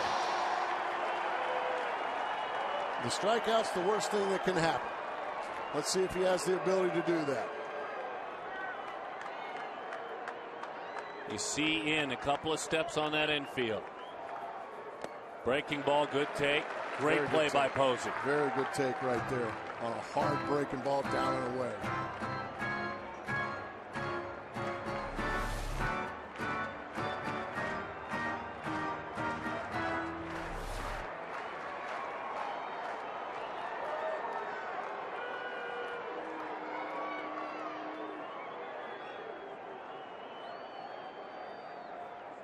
Two. Did he? Didn't look like it. He did not. Boy, what a pitch that was from Lincecum. Somehow, how does this big old behemoth stop that bat in time? It looked like he just stopped it in time. 3-2. With Kubel on deck. Infield in halfway. He took it. What an at-bat by Goldschmidt. He went with all his off-speed stuff, and somehow Goldschmidt coaxes a walk. Wow, what a big-time at-bat by the youngster. That's the changeup. It's down and in. Goldschmidt didn't even think about swinging the bat on that one. That's a big-time at-bat. I don't care what the result is. That was a great job of drawing a walk right there in that situation. Jason Kubel grounded out, and he is struck out.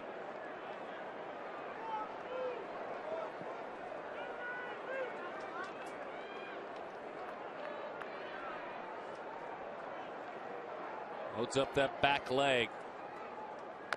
Chops it foul out front of the plate. It's bobbled! Safe! Everybody's safe. Buster Posey with a big error. A big error right there. Bruce Bochy going to come out and argue the call at first base. We got a little break in the action, but Posey does a great job of keeping this ball fair, but then he just kicks it. And by the time he gets it to first base, Kubel is safe at first. And Bochy not happy at all. He's having a conversation with Jim Reynolds at first base. But just like any other time, you're usually going to lose that argument. And now a lot of help there from Buster Posey and the Giant defense. Now the third baseman, Ryan Roberts.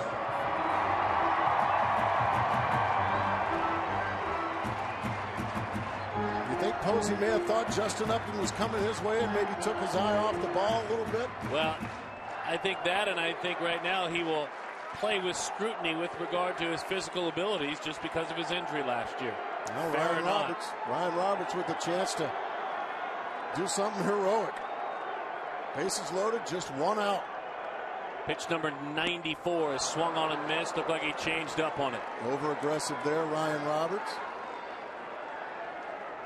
Ryan Roberts was very good in these situations last year. Now the whole team was. The Diamondbacks hit .387 last year. And there were runners on first, second, and third when those bases were loaded. Belted left field to the corner it goes. It's down. One run is in. Another run comes around. They stop the runner at third. The Diamondbacks lead.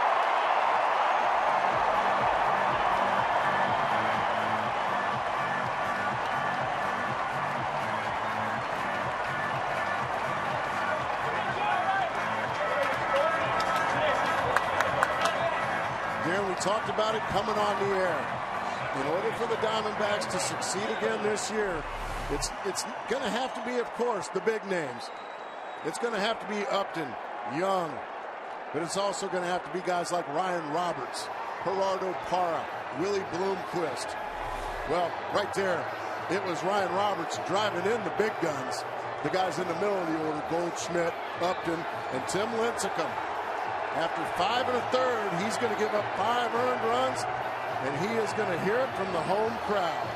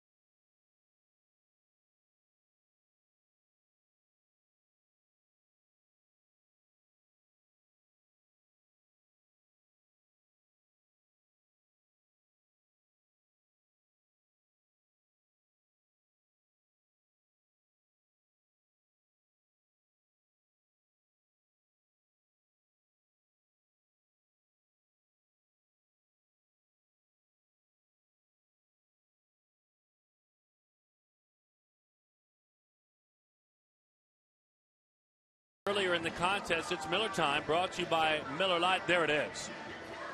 Down and away, something soft. Roberts ready for it. Didn't leave the yard, but you mentioned it. Like his teammates, close to 400 last year with the bases loaded Arizona. Yeah, he came through so many times, and there's that personality. He lets you know how he's feeling, and right now he is fired up, and I don't blame him. That's a huge hit to get the momentum back on their side of things. These Giants came back on Ian Kennedy. But Lincecum goes back, gives up a couple more, and now he's going to turn it over to 94-year-old Guillermo Mota. Well, he's not quite that old. He is 38. He was pitching when Babe Ruth was pitching. He's on an opening day roster for the 9th time in his career. I'll tell you this, he has been a professional ball player now for 22 seasons, including the minor leagues, with Kubel at third, Roberts at second, Aaron Hill hitting. An interesting part of the contest and an interesting decision in a minute for Kirk Gibson with the man on deck. Well, they're going to pitch to Aaron Hill, which I think is a mistake. Well, they went after him. Not anymore, because he got a fastball right down the middle and popped it straight up. So it is not a mistake. Kennedy took a long look into that dugout.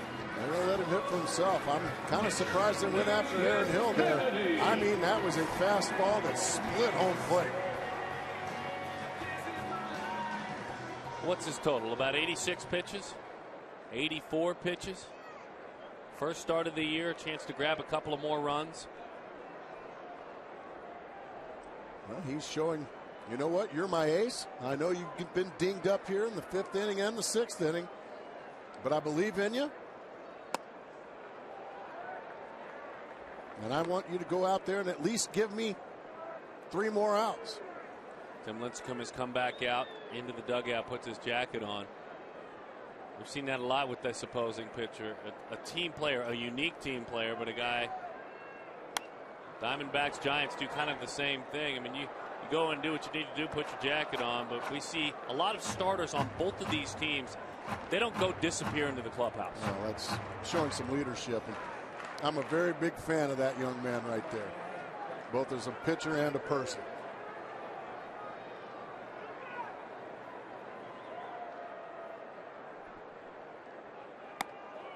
Oof, boy, pretty good looking pitch. Mota didn't get it.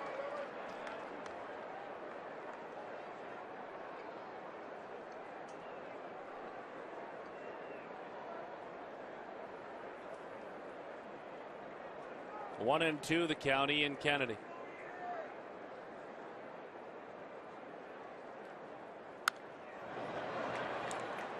funny, Guillermo Mota has had so many different roles. You mentioned how long he's been around. Early on in his career, he was a setup man, and as he got stronger and threw harder, he started being the setup man for Eric Gagne. I mean, those two were a force, and he's kind of a stunt man now for the Giants. He's a long man. I mean, he'll do whatever you need. He'll do what you need. That's what keeps him in the big leagues. Threw him a slider. And he really sped up his bat. An interesting decision there. No shot at his fastball, and the veteran of 94 years old threw him a slider.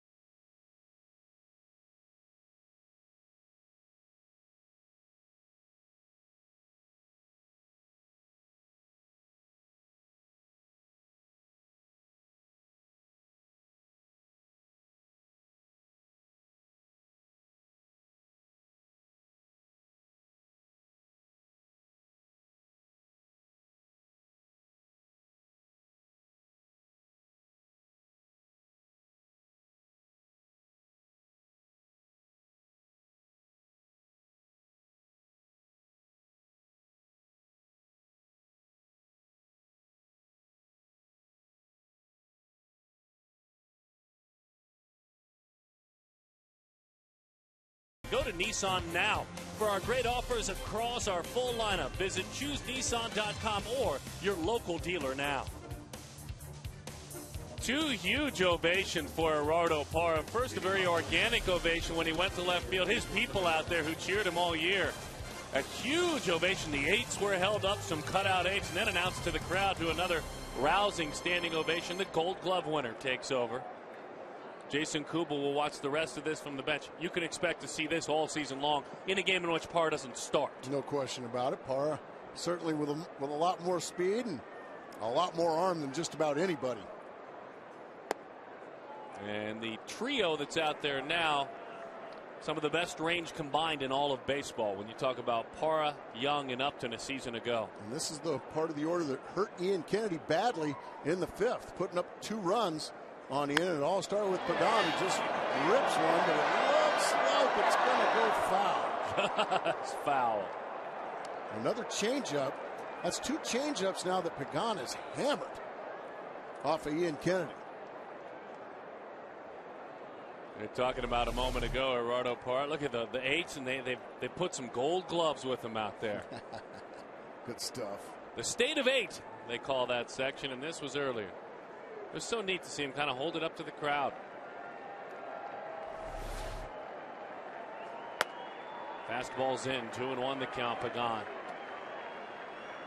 I'd imagine they'll start moving a little bit in that bullpen ever so slowly. The phone just rang, and there are some boys stepping up down there. Good fastball, 2-2. That looks like the pitch so far that's given Pagan trouble. That elevated fastball from Kennedy. It's gotten him to pop up a couple of times. The changeup, it looks like Pagan sees it pretty well and puts some pretty good swings on it. There's Joe Patterson, the left-handed specialist out there, just kind of standing around. Willie Bloomquist, that is a tough play, and he turns it into an out. A little bit more on the work of Ian Kennedy. We bring back in Jody Jackson. What do you have, Jody? Well, really on the condition pitchers are in right now, and Kirk Gibson was asked the other day if starting pitchers are able to go 9 yet, and he said, well, maybe if it was a 100-pitch 9-inning outing, and he said basically he would err on the side of caution. So I'm not sure what that means for Ian Kennedy right now as he looks at 89 pitches, guys. So they'll keep an eye on it. Thank you, Jody.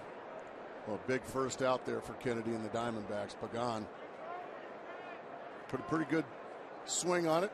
Hit it hard right at Bloomquist. Bloomquist made a nice play on that ball, didn't he? That he did. Called a strike. Cabrera tried to duck under the bridge. You think he was trying to buy one? He didn't like the call. He takes a long walk. Look at Kennedy, by the way, has not left the rubber the whole time. Kennedy's out there on the mound, not moving. I love it. You've talked about that a lot when a pitcher does that, Gracie, as a hitter. You notice it.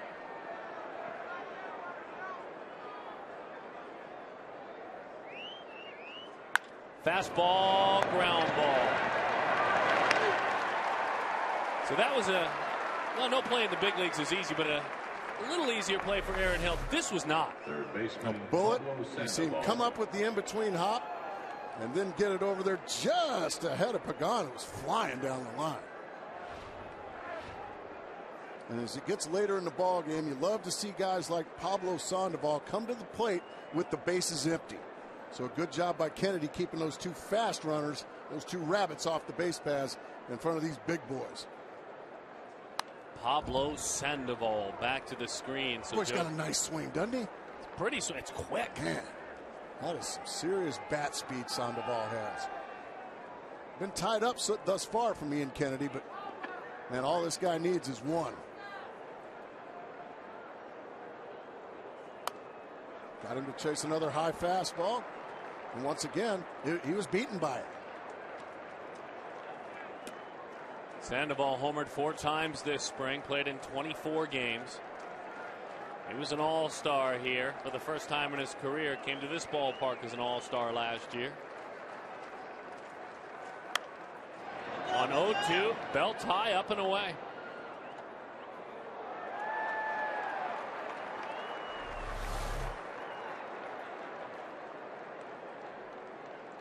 I think that was a little better than maybe Miguel Montero wanted it. I think he wants to go higher than high, around nose high. Breaking ball, ground ball, Roberts leaping, firing. Nice decision, Goldschmidt. Taking a ball the other way, pretty piece of hitting. That brings the tying run to the plate in the form of Buster Posey. Well, he was fooled by the breaking ball, but because he was able to keep his hands back, he was able just to hit a bounding ball down the third base line, and Roberts was really playing him to pull. So that's an infield base hit for Sandoval. Then the tying run will come to the plate in the name of one Buster Posey. 1 for 2 with a walk today.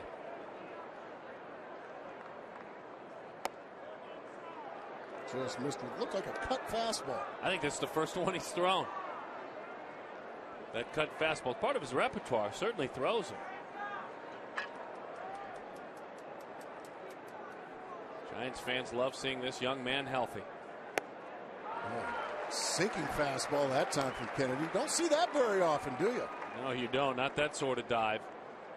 You just know it's not the changeup because his changeup has the same look, but it's 80, 81. I mean, that sinker really bit late.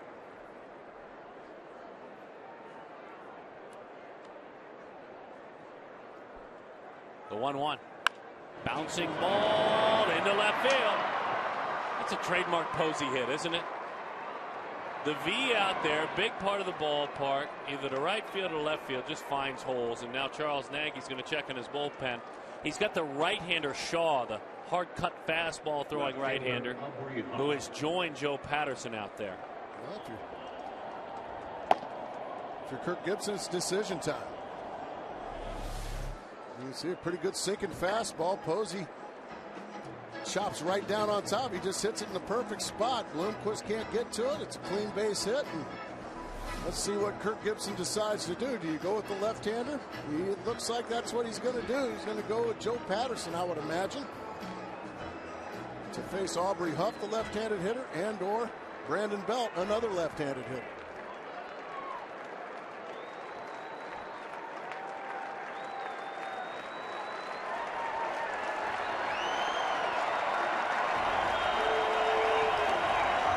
Good for these fans.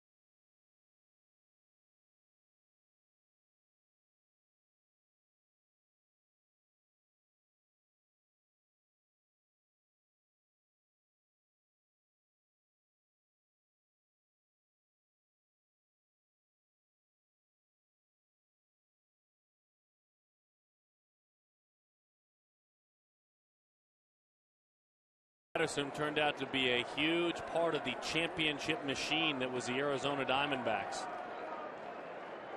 He stuck with the club. 23 of his last 24 outings were scoreless to end the year last year. And he's brought on to do just this, get left-handers out. Out of Oregon State University, where he won 2 national championships, this was the kind of year he had. Look at the inherited runners, by the way. Only 11 of the 47 scored. That plays into this situation. Oh, what a breaking ball. That broke about 14 feet from behind Aubrey Huff. Look at this. What do you do with that as a left-handed hitter? And also right at the knees. Thing of beauty. Another one. A fastball. Fastball that time. Aubrey Huff's thinking to himself, I'll be a no good son of a gun. What do you do now?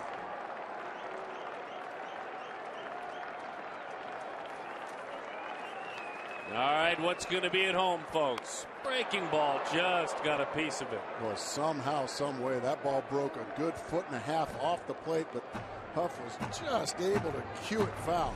Watch how much this ball darts away. I mean, Miguel Montero's glove was in the middle of the other batter's box, but yet he was still able to get a piece of it and give himself a chance. That time a fastball, down and in. Crusty old veteran Aubrey Huff and a fresh-faced youngster and Joe Patterson. Now the fans starting to come to life here. 25-year-old Oregon native. The 1-2 just got a piece. That fastball tied him up. Had a chance to spend a little time with his college coach yesterday. Oregon State is in town. You can see the difference there for Huff, and that's really stunning, actually. Very good. But Pat Casey thinks the world of Joe Patterson, one of those proud alum, the head coach at Oregon State. Just spoiled a slow breaking ball. Well, he's hanging tough as Aubrey Huff. Fun little rhyme there, wasn't it? I thought so. Thanks. And you didn't do it intentionally. I love these battles with tying run on base, these specialists. He's in for one hitter. Boy, he's putting in a bat on him. He really is. Huff is doing a really good job of fighting off very good pitches. Quality pitches by Patterson.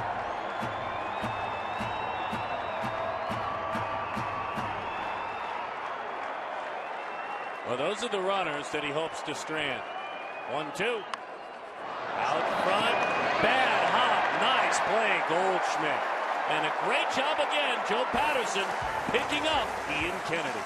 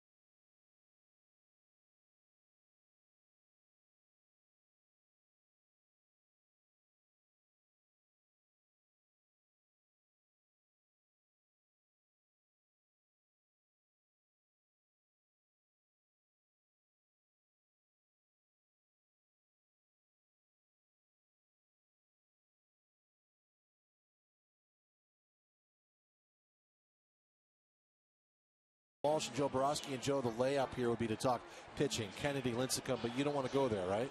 Todd, since when do we do anything easy? We don't. How about talking offense? Okay. Particularly that first inning. All right. I'm going to break down Chris Young and Paul Goldschmidt's at bat and show you exactly how they were able to give the D-backs the early lead. I would look forward to that. Guys, back to you.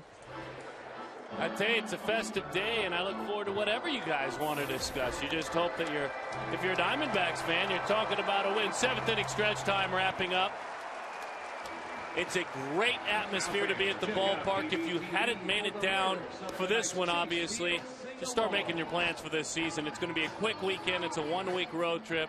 Ballpark is shining bright, and now just a different aura around this organization. Certainly, we're proud to be with you daily just about on Fox Sports Arizona. Tomorrow, though, check out Fox for Diamondbacks baseball. Buster Posey and the Giants, Justin Upton and the Diamondbacks. An early season showdown. These two division rivals, like today's Fox Saturday Baseball, returns tomorrow at 12:30 Pacific, beginning with the all-new pregame show hosted by Matt Vasgersian. That covers all the big stories and gets you ready for the first pitch only on Fox. I mean, not that Matt Vasgersian would make you want to watch. I just thought I'd throw that out there. I mean, the ball game is why you watch. Gracie and I actually not big fans of Matt Vasgersian. Matty B, just the icing on the cake, isn't he? Yeah, he is. That guy was the icing a lot last year, wasn't he? Especially in July when J.J. Putsch couldn't ice the cake. He had a nice run in July, David Hernandez. J.J. had to spend a little time on the DL, and all David Hernandez did was go out and be perfect in those situations. And he's going to be handed the ball in the 8th inning, and he's going to have at least a 2-run lead. What a difference, huh? Wow. 2 years.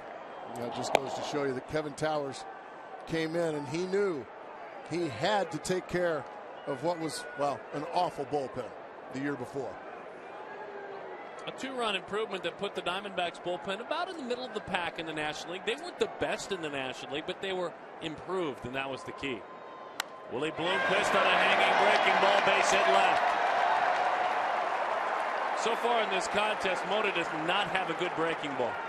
You love his willingness to pitch in, certainly, but he threw one to Kennedy that he almost hit in the center field. As you said, just a breaking ball that stays right in the middle of the zone, about bell time. Bloomquist just flips it out into left field for a leadoff base runner. And if Mota is slow at all to the plate, I would imagine Willie's going to be on the move. One thing we know about Kirk Gibson, Darren, is he loves to press that accelerator late in the ball game.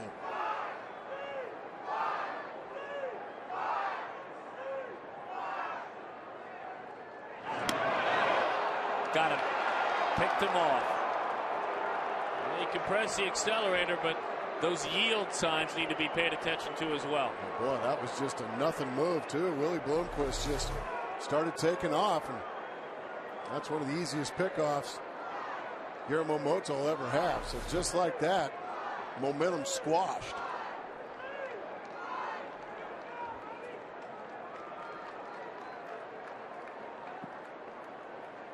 So 1 out. Bloomquist picked off. Cleans things up nicely if you're the Giants trying to hang in this game. Kind of the same recipe as the Diamondbacks wins last year a lot of the time. Well pitched game starter. Well, maybe a big hit early, but again, this is the National League West. Nobody runs away with anything. Breaking ball, a good one that time. And some timely hitting late, and then kind of guys like Patterson, Hernandez, and Push. Sure. And a bases loaded hit, too, which they did a lot last year. By your guy, Ryan Roberts. Once again, Ryan Roberts providing the spark. Crawford bobbles, recovers, and he got Chris Young. Chris Young getting down the line. A nice recovery there by Crawford. Been a little jittery out there. A guy that we watched play last year.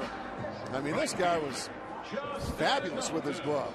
He's made an error already this afternoon, but that time a nice recovery, as you said, to get the streaking Chris Young. He had his uniform on. Okay. Yeah. Crawford is clearly not comfortable today. I don't know how else to say it.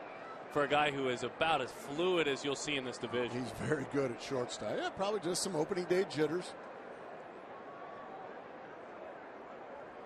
We've been handed the car keys to a starting shortstop position in the big leagues. Heck, there's a lot to be nervous about. Are they going to call us that all year long? They will. Me, you, and Todd? Well, Todd or Jody. Joe or Jody. Or Justin takes outside. 1-1 the count. It depends how we feel about ourselves. In this case, if we're feeling really good about ourselves, we could just say that it's Todd, Joe, and Jody. Good point. And then we rise above it. Or I'm more than happy to step aside and let Gonzo have one of those titles. Did he make it down today? Oh, sure he did. The 1-1 is a changeup that's low. 2-1 the count. Well, then a rare treat seeing him at the ballpark.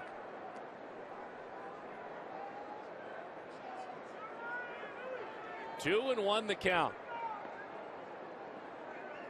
Upton broke out with a double, got things started in the 6th inning. Came around to score. Oh, beautiful change up there.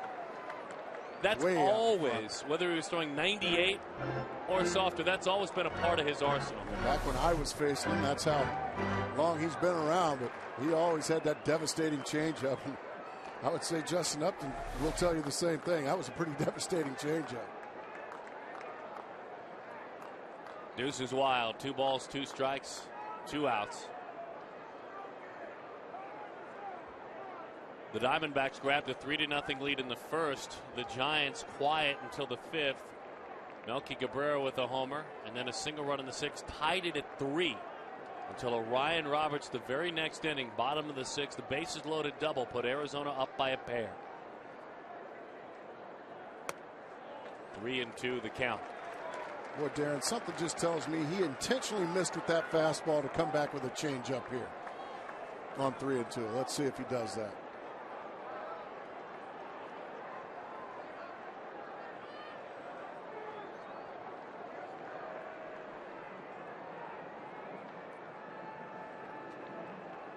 He sure did, but he missed with it. There it is. You were right on, thinking along with it. By the way, let's revisit our Nissan text poll.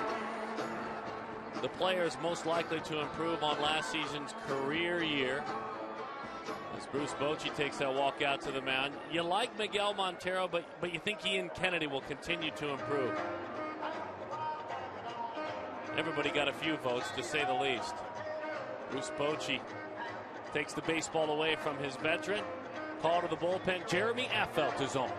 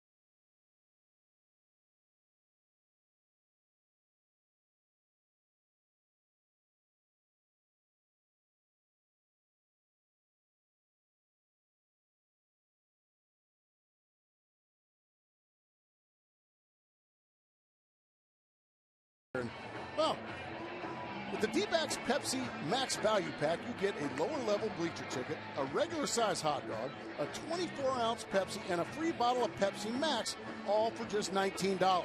The D-backs Pepsi Max Value Pack is available for every home game this season. Every one of them. Call 602-514-8400 or log on to dbacks.com/value, and Gonzo will come to your house and give you a big old hug. Really? Yeah, he will. He told me. Well, good for him. That's a rare treat to have him at a ball game. Good to have him here. Here's Jeremy Affeldt. Hard throwing. He's called a lot of names in opposing dugouts because his stuff is just unfriendly. Everything's hard and heavy. I like that description. Unfriendly. That is for sure. Look, he's there to get lefties out, but righties can't stand him either. Let's not kid ourselves. He's just no fun. Still throws plenty hard, still has tremendous breaking pitches. Once in a while, wildness will creep into his repertoire, but when he's throwing strikes, he is just a dastardly lefty. Keeping an eye on Upton is Affeldt. Been around for quite some time. Born in Phoenix. Grew up in Spokane, Washington. Again, had a long run with Kansas City. Last 3 years, this is his 4th year with the Giants. Right there, right down the middle at 90 miles an hour.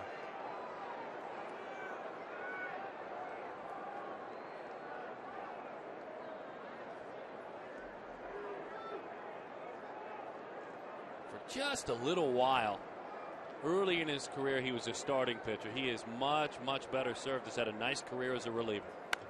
Oh, dear. That's the unfriendliness right there. Dear. Ran a fastball in the mid-90s right on the knuckles of Miguel Montero, and that was a get-off-me swing.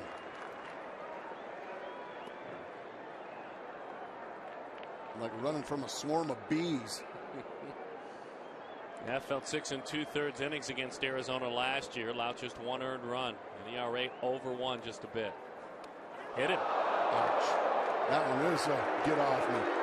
That's a big mistake there by Affeldt. You've got Miguel Montero right where you right where you want him, and you hit him with an 0-2 pitch. No one up in the bullpen either. 0. So now Affeldt, after he hits Montero's going to, or I'm sorry, Affeldt's going to have to face the right-handed power hitter in Paul Goldschmidt. So that is a huge mistake right there from Affeldt. Now, as we mentioned, he is handled, and Bruce Bochy knows this, righties. But lefties only hit 144. That's the mistake. Lefties hit just a little over 100 last year against him. Righties hit 248. But also with an 0-2 pitch. Right. I mean, you've got him put away. All you need to do is execute any pitch you want. And you pretty much got him. But instead, Goldschmidt gets a big opportunity here. A low pitch, just missed the strike zone. 1-0 the count.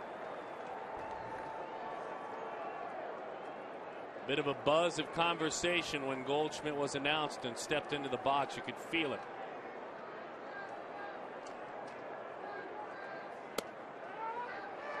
One and one the count. Well, what a beautiful early evening we have here with the roof open. And it's going to be open all weekend, isn't it, Darren? It is. It is. And it's going to be a warm weekend, couple of afternoon games. So make sure you bring your sunscreen out. You'll be enjoying some great Arizona sun.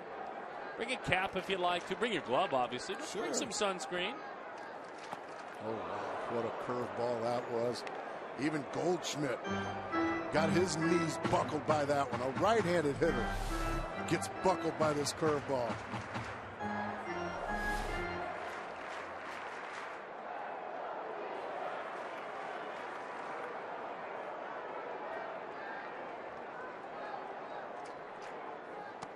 Good take. Now, it was his walk back in the 6th inning that was massive. Well, and also, right there, he was made to look really bad on a breaking ball, the pitch before. Well, the veteran Affeldt comes right back with it, and Goldschmidt just spit on it like it was nothing.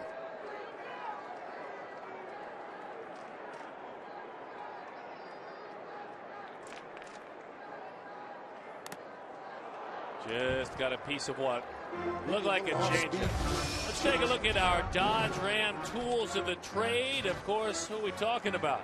How about Paul Goldschmidt? That's a moonshot. A long home run.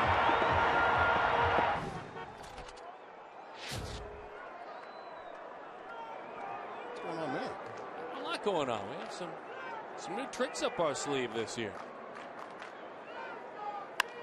Ground ball, Crawford. And I played that one smooth. No jitters or yips. 6 outs for the Diamondbacks to get, and they'll be 1-0.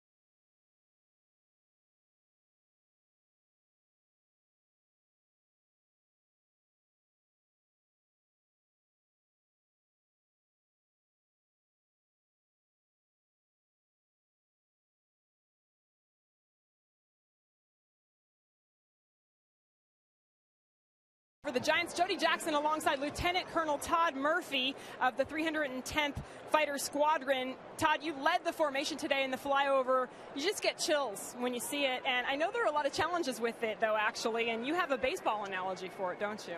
Yeah, you asked me about how we work the timing, and we have a script with the Diamondbacks to be at a certain time, but that script never stays as planned. And so when you're about 10 miles out and you're going between 375 to 400 miles an hour, it's like hitting a fastball. Once you commit, you're going. So at that point, we're going and hoping that the timing works out. 400 miles an hour in the F-16. Real quick, in the 310th, you guys have some unique skills, don't you, that other units don't have? Yes, we train. We're the first line of training for brand new F-16 pilots, and then we also train all the FAC-As, which are the forward airborne controllers, and they work with Army units on the ground to control aircraft near Army units to hit the targets that they want hit. And we're the only F-16 FAC-A schoolhouse in all of the Air Force. The other pilots are waiting for you, but Todd, thanks so much. You bring so much excitement and emotion to the ballgame today. Thanks. Thank you. All right, guys, back to you.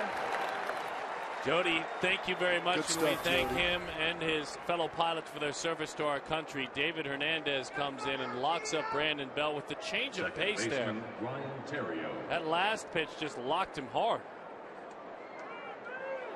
Got ahead with a couple of fastballs and went with the off speed. And it just locked up Brandon Belt. Quickly one away here in the 8th. Fastball, fly ball, Ryan Terrio, Chris Young, 2 outs. Going back to the pitch, Gracie, let's see it again, the pitch that got Belt. I didn't know David had a changeup. Let's see if this is maybe a slider, Darren. I think that was a breaking ball, I think yes. the Diamondbacks got a bit of a break. That ball looked like it was down. But Jim Joyce rang it right up.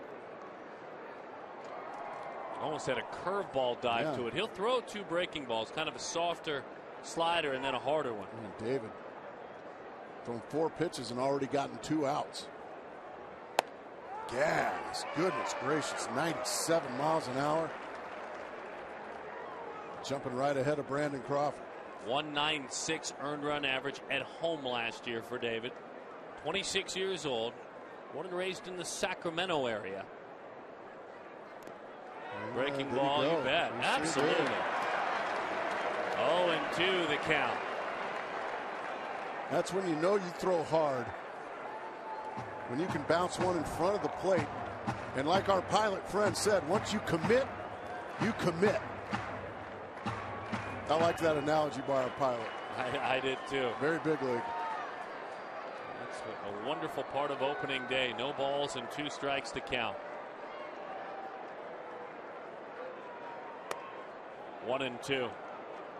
David, 2 years ago, was a starter and was starting for the Baltimore Orioles. They asked him to work some in the bullpen. And a baseball that's popped loose near the on-deck circle.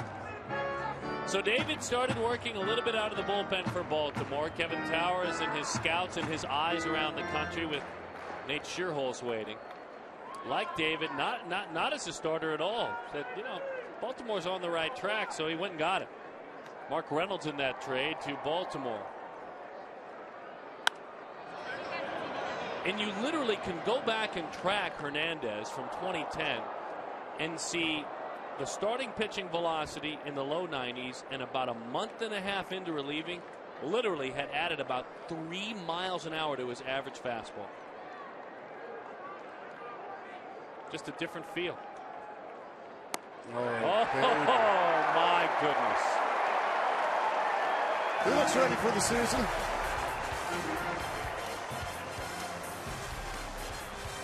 A 9-pitch inning.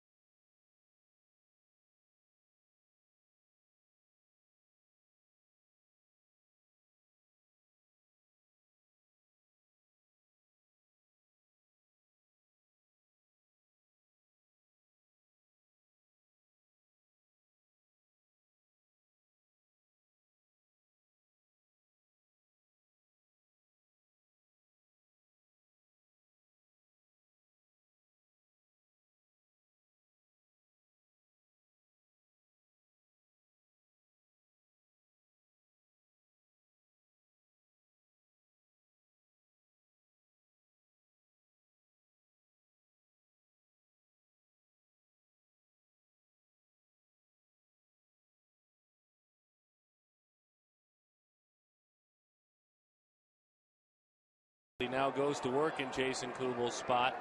The Gold Glove winner, who really grew offensively a season ago, takes a breaking ball, then misses outside. Parra will never be a hitter that you will say he'll hit you 30 home runs, but he improved in everything. A 360 on base, just a little bit under. A ton of doubles. 1-1 the count, and the 24-year-old, the Venezuelan native, he and Kubel have teamed up in this contest. He hopes to keep the heat on Kubel, keep that seat warm for him, keep it hot at 292. Scored 55 runs, did Parra. Bouncing ball, playing it is Theriot, and in time for the out. By the way, a quick reminder, Miller Lite and you can score the winning run. Get home safe. A great beer comes great responsibility.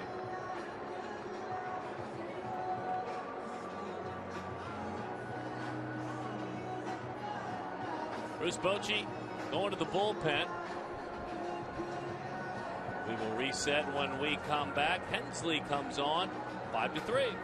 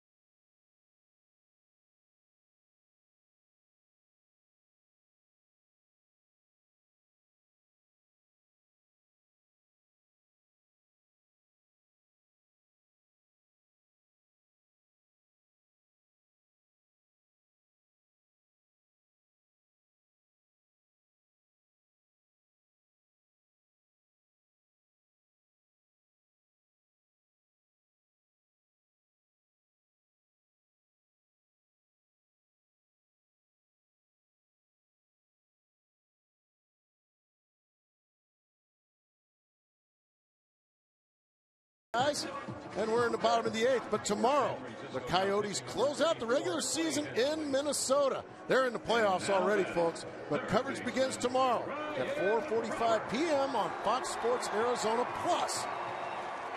Here are Dish, DirecTV, and Cox's listings to find the Plus channel. To get all other provider channel listings, please go to foxsportsarizona.com. Well, that was easy. I think they wrote that promo about a week and a half ago. Ryan Roberts against Clay Hensley. Little sink, and it's right down the middle. The veteran Hensley, 32 years old, was originally a Giant, but way back in 2002 when he was drafted, a couple of years in their organization. 1-1 the count. 5-3 the score. The Giants actually have 9 hits to Arizona's 7. San Francisco is committed to games 2 errors. Arizona has done a nice job without a miscue. I'll tell you what, about as dominating of an 8th inning as you'll see. We saw it a lot last year, and when you see that guy smiling, that's a good thing, because he doesn't smile on the baseball field very often. No, Big David Hernandez. Couldn't be a nicer guy.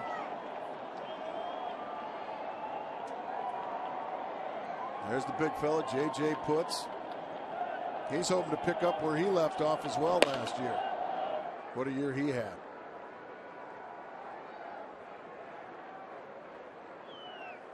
Breaking ball, 2-2 the count. Same 2 teams tomorrow. Day baseball coming out to the ballpark. It's a 1 o'clock start. If not, catch it on Fox here locally. Daniel Hudson, Madison Bumgarner, Matt Cain will pitch on Sunday. Bumgarner right behind Cain there. Both of those guys pitch in the next couple of days. Doesn't get any easier, does it, for the Diamondbacks against those two? Roberts out to third. Pablo, Sandoval, throws wide, safe.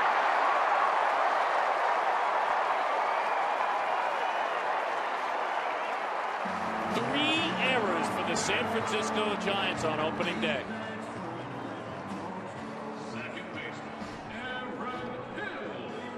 He just gets it, and then as he throws it across the diamond, it just sails. Nothing Belt can do. Roberts hustling all the way, gets there before Belt can. And Diamondbacks trying to take advantage of yet another San Francisco miscue. Aaron Hill reached on an error, struck out looking, popped up. First pitch swinging popped up during a rally in the 6th inning. He'd love another shot at that at bat. Takes a sinker strike from Hensley. 0-1 the count.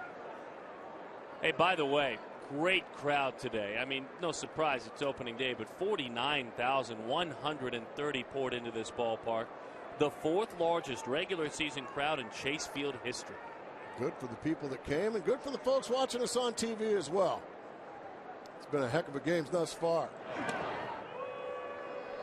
thanks for inviting us into your home, whether you're watching on your television here in the great state of Arizona, or watching on your iPad or iPhone anywhere around the world. The world's much smaller now, and we're glad that you're watching the Arizona Diamondbacks on opening day. 0-2 the count. Well, he got a mistake right there. Fastball, middle of the zone, Belt tied. Couldn't do anything with it. And they might be watching in Visalia, California, where Aaron Hill is from. Maybe down in Baton Rouge, LSU. He went to LSU. They might be watching there right now. Okay. 0-2 the Good count. to have you folks with us from Visalia and Baton Rouge. Bangor, Maine. Really? The Pine Tree State.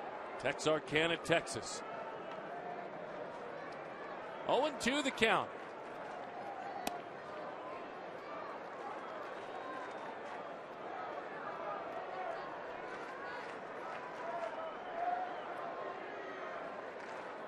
Jeff Blum waits on deck. A healthy Jeff Blum this year. A weapon for Kirk Gibson to use off the bench.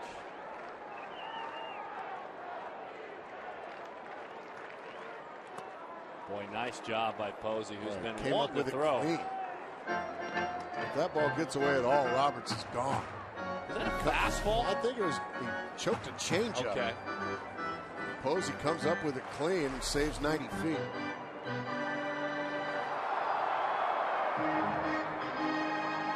Roberts may hit leadoff some this year, and listening to Kirk Gibson's coaching staff talking quietly about his on-base percentage, and we may see him some at the top of the order. Draws a lot of walks, not afraid to get aggressive. Remember, Ryan Roberts had 18 stolen bases last year. Was caught too many times for that 18, was caught 9 times. Yeah, he's certainly not a burner. Slow breaking ball, and he got him. 5-3 the score, 2 outs. And don't forget, if you're hitting the road, like if you're heading up to Bangor, Maine or Pensacola, Florida, take the Diamondbacks with you this season. I know you're with us. Subscribe to MLB.tv today to see every Diamondbacks out-of-market game. You'll love it online and on your favorite devices. HD quality. Visit dbacks.com to order MLB.tv. Baseball everywhere, like Templeton, California. Everywhere. Where's that? It's just everywhere. I like it. I'm all in.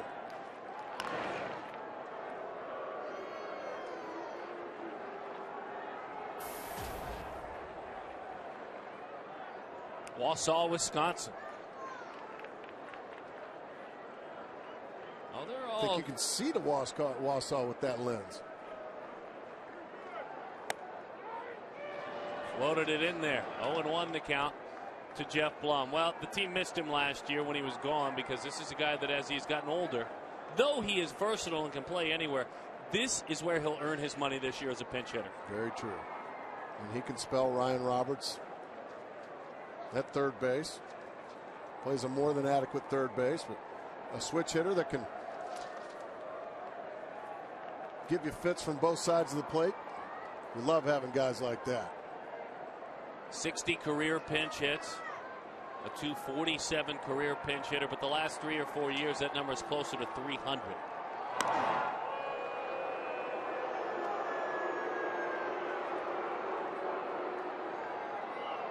And should he hit his next home run here in this at bat, it would give him an even 100 in his career.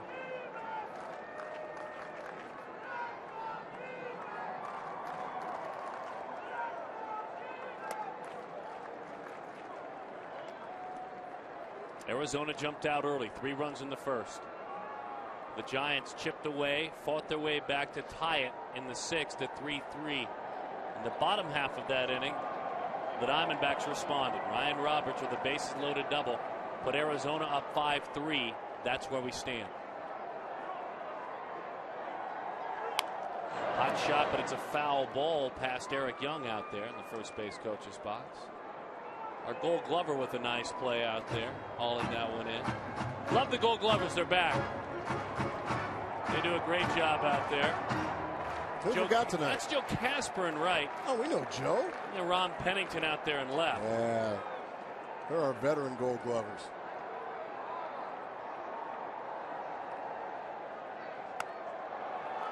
Little change up. Blum is fooled. J.J. Putz coming on out of the bullpen. The veteran, the leader. Arizona looks to be 1-0.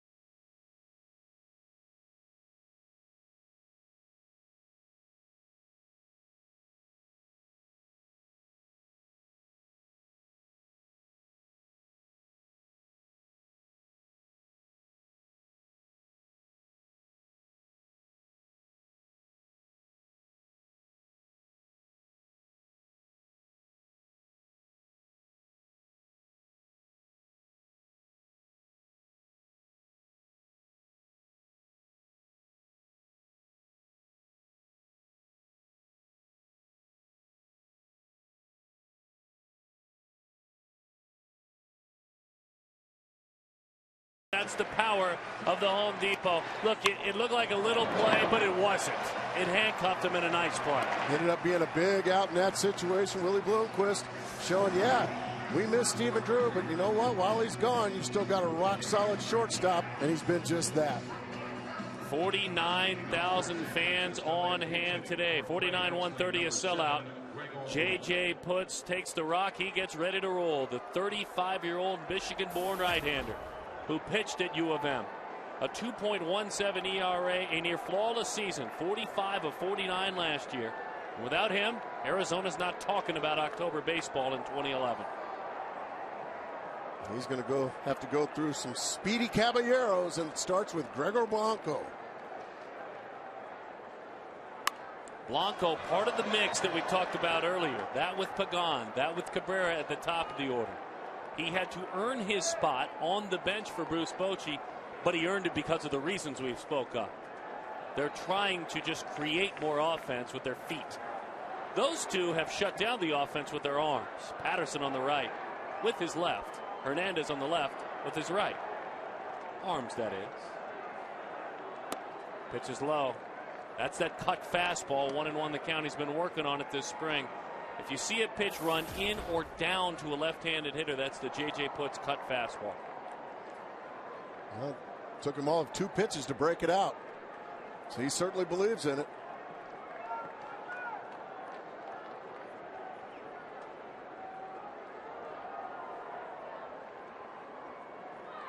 Blanco on a line off the glove of Willie Bloomquist. Tying run in the form of Angel Pagan comes to the plate. With good speed in Blanco again.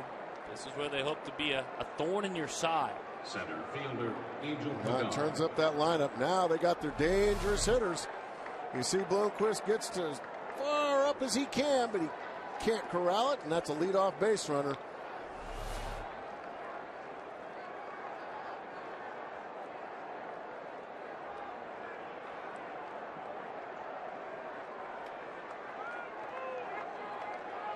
Doubled and scored in the 5th. Otherwise 1 for 4 overall. 1-0 the count from the 35-year-old right-hander. Boy, if he's bunting, you say thank you. Roberts is in at third, way in at third on the grass. Angel Pagan has enough power that the outfield's still pretty deep, playing a no doubles defense. They'll give one up in front, but they don't want one over their heads.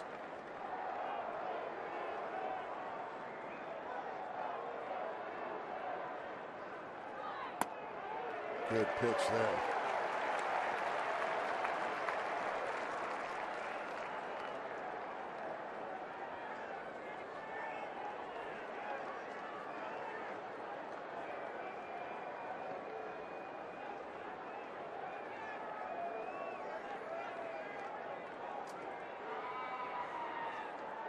Roberts creeping in, 2 steps onto the grass at third.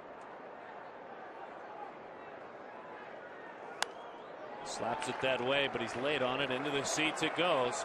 Well, the big fella just challenged him right down the middle with a fastball. And as you said, showing no fear. If you don't want to make a living there, that's going to get you hurt if you're not careful. JJ needs to get it out there on those corners. Have a lot more success. Tough double play to earn here with Blanco and Pagan if he does get one on the ground. He's got the split, too. He hasn't thrown it yet. Fastball blew him away up at the letters. That's where you want to go with 2 strikes. Somewhere out of the zone. You need to see Pagan. Right fielder Melky Up around neck high, and you can see Pagan very disgusted with himself. That ball just explodes past him. That's not in the middle of the plate. These guys battled some, Melky Cabrera and J.J. Putz in the American League. Melky 0 for 5 with a walk, 1 strikeout. His homer has made it a ball game. Chopper out to Bloomquist. Is there an out to be had? The lead runner, he gets Blanco. 2 outs. The tying run, also the final out in the form of Pablo Sandoval. A really nice job by Willie Bloomquist there, not trying to be heroic and turn a double play. He knows Cabrera runs way too well. Once this ball's chopped high in the air, there is no double play.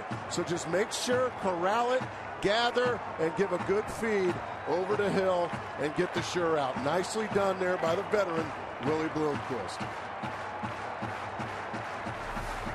Boy, these are the matchups you pay to see. Pablo Sandoval and the closer, J.J. Putz. Sandoval 1 for 4 against Putz last year. That's the only time they've ever met. He's 1 for 4 in this contest today.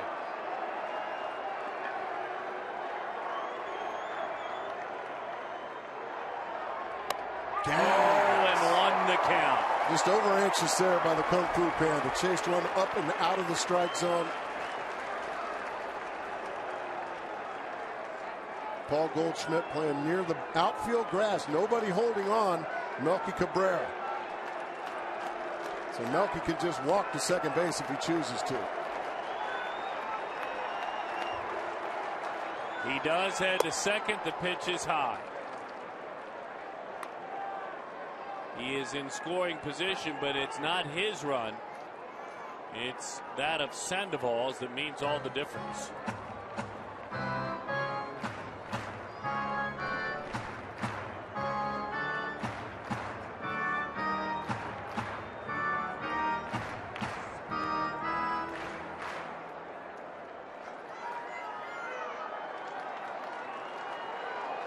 Buster Posey waits on deck. Doesn't get any easier, does it? Putz would like to keep him there. Fastball, fly ball, belted into the gap in left center field. It's down, up against the wall. Cabrera scores easily. Sandoval into second. It's a one-run game. The Gold Glover and his mate out there in center field did not have the ability to go get that one. It was stalled.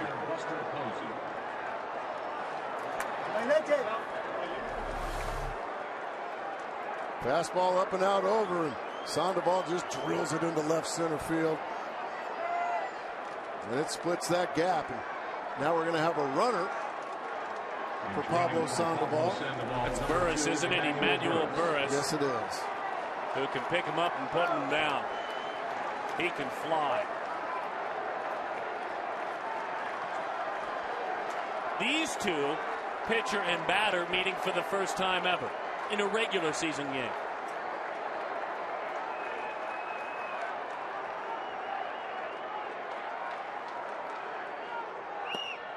That cut fastball, there it is. It misses low. 1-0 the count.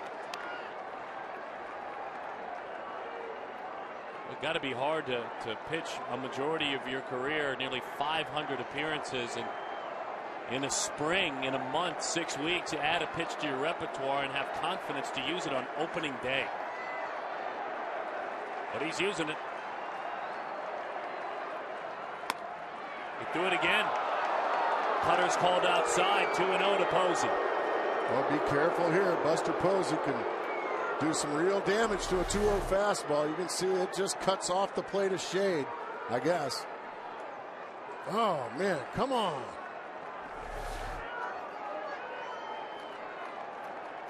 The big fella trying to lock it down. 2-0 bouncing ball to Willie Bloomquist. The Diamondbacks are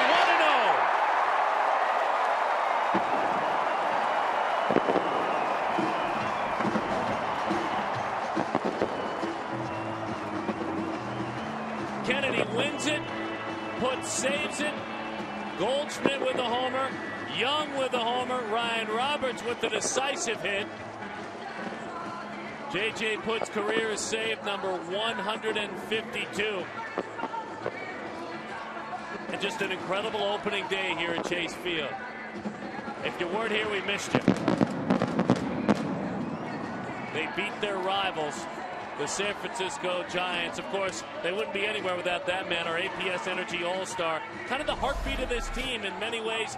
Even when he's playing on the bench, Ryan Roberts personifies the Diamondbacks. Exactly, and this was right after the Giants had erased a 3-run lead to tie it up. The very next inning, Ryan Roberts with the bases loaded off a two-time Cy Young Award winner, Tim Lincecum. He gets the big hit. It stands up because the bullpen locks it down. Well, an incredible afternoon into the evening for the Diamondbacks. Got a lot of post-game coverage to talk about. We're going to get it out there, our post-game show. Todd and Joe, they're ready to go. It's brought to you by CenturyLink after this break.